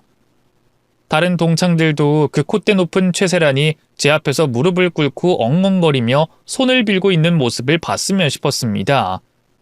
그래서 안으로 들어가자고 했죠. 너 안으로 들어가서도 똑같이 할 수 있겠어? 내가 추워서 그런가 안으로 가고 싶은데. 그리고 다른 사람들 앞에서 빌어야 진정성이 보이지, 안 그래? 안에서? 왜? 그건 싫은가 봐? 보는 눈이 있어서? 아니야. 가자. 추우면 들어가야지. 그럼 들어가서 빌면 오늘 일 못 들은 걸로 하는 거다, 응? 자기 코가 석자이니 자존심 강한 최세란이라고 해도 어쩔 수가 없더라고요. 그렇게 최세란은 눈물로 화장이 번진 얼굴을 하고 동창회를 하던 식당으로 들어갔습니다. 동창들 모두 처음 보는 모습의 세란이에게 시선이 주목됐죠. 그러자 그 시선들을 의식했는지 세란이가 무릎을 바로 꿇지 않고 머뭇거렸어요. 너 뭐하니? 밖에서 했던 말과 다르다? 뭐 하기 싫으면 말어. 나야 상관없으니까. 아니야. 할게. 지금 하려고 했어. 이렇게 무릎 꿇었잖아. 이제 빌 거야. 영자야. 내가 정말 미안해. 우리 그 과거의 나쁜 기억들 다 잊자. 내가 잘못했어. 세란이가 제 앞에 머리를 조아린 채 무릎을 꿇고 두 손을 빌기 시작하니 그 자리에 있던 동창들 모두의 눈이 휘둥그레졌습니다. 다들 무슨 일이냐며 수군거리기 시작했죠. 그러다 다들 약속이라도 한 것처럼 같은 표정을 짓고 있었어요. 다들 꼬시다는 표정이었죠. 모두 최세란에게 당했던 일들이 하나둘씩 있는 표정이었습니다. 그래서 이번 기회에 내 속만이 아니라 동창들 속도 풀어주자 싶었죠. 저는 시간을 끌며 세란이에게 창피라는 창피는 다 줬어요. 그러다 좀 늘어진다 싶었을 때 그만뒀죠. 그냥 그만두긴 아쉬워서 세란이와 그 일당을 이간질하는 말로 마무리를 했습니다. 그만해, 세란아. 이 정도면 네 진심이 나한테 통한 것 같다. 네 말대로 내가 너는 넘어가 줄게. 근데 너만 빠지면 되는 거지? 쟤들은 따로 어떻게 해달라고 안 했잖아. 맞지? 뭐? 잠깐만, 최세란. 너 영자가 한 말 진짜야? 너만 봐달라고 그랬어? 진짜? 쟤 미친 거 아니야? 지가 우리들 끌어들여 놓고 자기만 쏙 빠져나간다고? 미쳤네 저거. 영자야, 제가 주범이야. 주가 조작도 마약도 다 제가 하자고 한 거라고. 너도 알잖아. 우리가 무슨 힘이 있니? 세란이가 하자면 하자는 대로 따를 뿐이지. 야, 너희들 갑자기 왜 그래? 나 나만 봐달라고 한 적 없어. 그리고 나만 빠져나오기로 약속했다 치자. 그게 문제 있어? 너희도 문제 해결하고 싶었으면 내가 무릎 꿇고 빌 때 그때 나랑 같이 빌었어야지. 왜 나를 걸고 넘어져? 살 길은 각자 알아서 책임져야지. 그리고 너희들 바보니? 당장 눈앞만 보여? 너희 깜빵 들어가면 누가 챙겨줄 것 같아? 거기서 평생 살 거야? 그 안에서나 밖에 나와서나 내 도움 필요 없을 것 같아? 영자야, 봐봐. 쟤 또 우리한테 협박하지? 전현이 저런다니까? 아까 말한 일들도 다 제가 주도한 거야. 우린 주식도 그렇고 약도 유통도 잘 몰라. 끈도 연줄도 없다고. 다 제가 하자고 해서 한 거야. 돈 벌게 해준다고 해서 뛰어들었다가 한 배 타게 돼서 협박당한 거라니까? 야, 최현숙! 너 미쳤어? 돈 벌어서 좋다고 할 땐 언제고 이것들이 정말? 자기들끼리 싸움 나서 난리도 아니었습니다. 서로 니 탓이라며 폭로를 하더라고요. 그러다 제 아들 한마디에 일동 입을 다물었죠. 여기서 이러지 마시고요. 정식으로 조사받을 때 지금처럼 성실하게 답변해 주시면 됩니다. 우선 마약 건으로 경찰 불렀으니까 그때까지 대기해 주세요. 주가 조작, 탈세, 불법 유통은 따로 조사 들어가게 되면 그때 소환 요청할 겁니다. 그때 괜히 고집 피우지 마시고 제 날짜에 출석해 주시고요. 뭐? 이게 무슨 말이야? 경찰에 불렀다니? 아니, 소환이라니? 영자야, 이게 무슨 말이니? 너 아들한테 잘 말해준다며? 들어와서 말할 시간이 있었니? 그래서 이제 잘 말해보려고.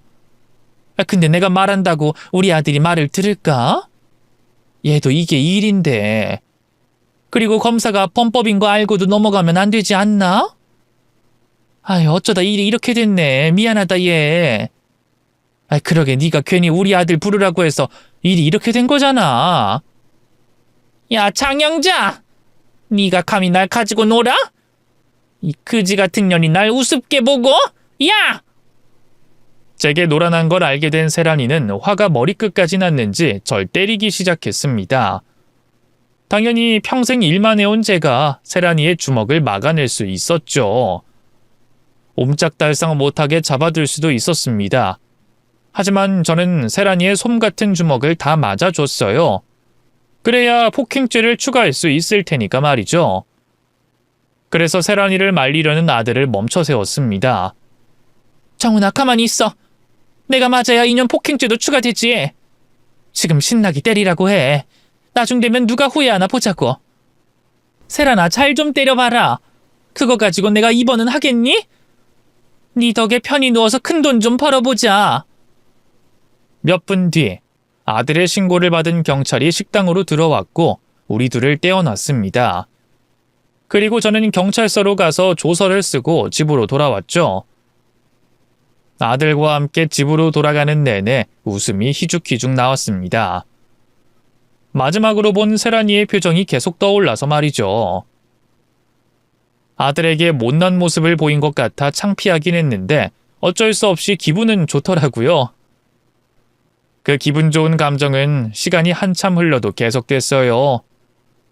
들려오는 세란이 소식 때문에 말이죠. 비록 아들이 직접 사건을 맡진 못했지만 세란이와 그 일당들은 검찰 조사를 받게 됐습니다. 주가 조작과 마약 투약, 불법 유통과 탈세로 아주 긴 시간에 걸쳐 조사를 받았죠. 그리고 각각 판결을 받은 날짜는 달랐지만 하나씩 지은 죄에 맞는 처벌을 받게 됐습니다. 여지없이 교도소 생활을 하게 된 것이죠. 저도 세란이의 마지막 사건, 마지막 공판날 재판장에 참석했는데요. 마음고생을 얼마나 했는지 애가 반쪽이 돼 있더라고요. 반지르르한 피부는 푸석푸석해져 있었고요. 얼굴엔 어떤 감정도 없어 보였습니다. 모든 걸 포기한 얼굴이었죠. 그럴 만도 한 것이 시댁과 남편에게 범죄 행위가 알려져 버림을 받았고 친정에서도 자기들까지 피해가 가지 않게 선을 긋는다고 하니 지금까지 쌓아온 인생을 다 날리게 됐으니까요. 살아도 사는 게 아닐 겁니다. 아휴, 그러게 마음을 좀 곱게 썼으면 이런 일이 없었을 텐데 참 바보 같은 아이입니다. 마음 곱게 써서 나쁠 게 없는데 말이죠. 근데 저도 이번 일이 있고 난 후에는 좀 걱정이 돼요. 어쨌거나 세란이 일 관련으로 저도 마음을 못되게 썼으니까요. 그래서 그날의 행동이 어떻게 돌아올지 걱정된 마음에 평소에 마음을 더 곱게 쓰려고 합니다. 그런데 어째 세란이 관련으로는 그게 잘 안 되네요. 그래서 이렇게 또 세란이 욕을 하는 제 복수를 자랑하는 자리를 나왔고요. 근데 이 정도는 하늘에서 벌을 내리시는 분도 용서해 주시겠죠? 제가 평생 세란이 걔한테 당한 게 있으니까요. 모쪼록 저는 세란이처럼 큰일 당하지 않기 위해 다른 사람들에게 마음 곱게 쓰면서 지내겠습니다. 그럼 저는 이만 글을 마치도록 할게요. 읽어주셔서 감사합니다. 다들 건강하고 행복하세요.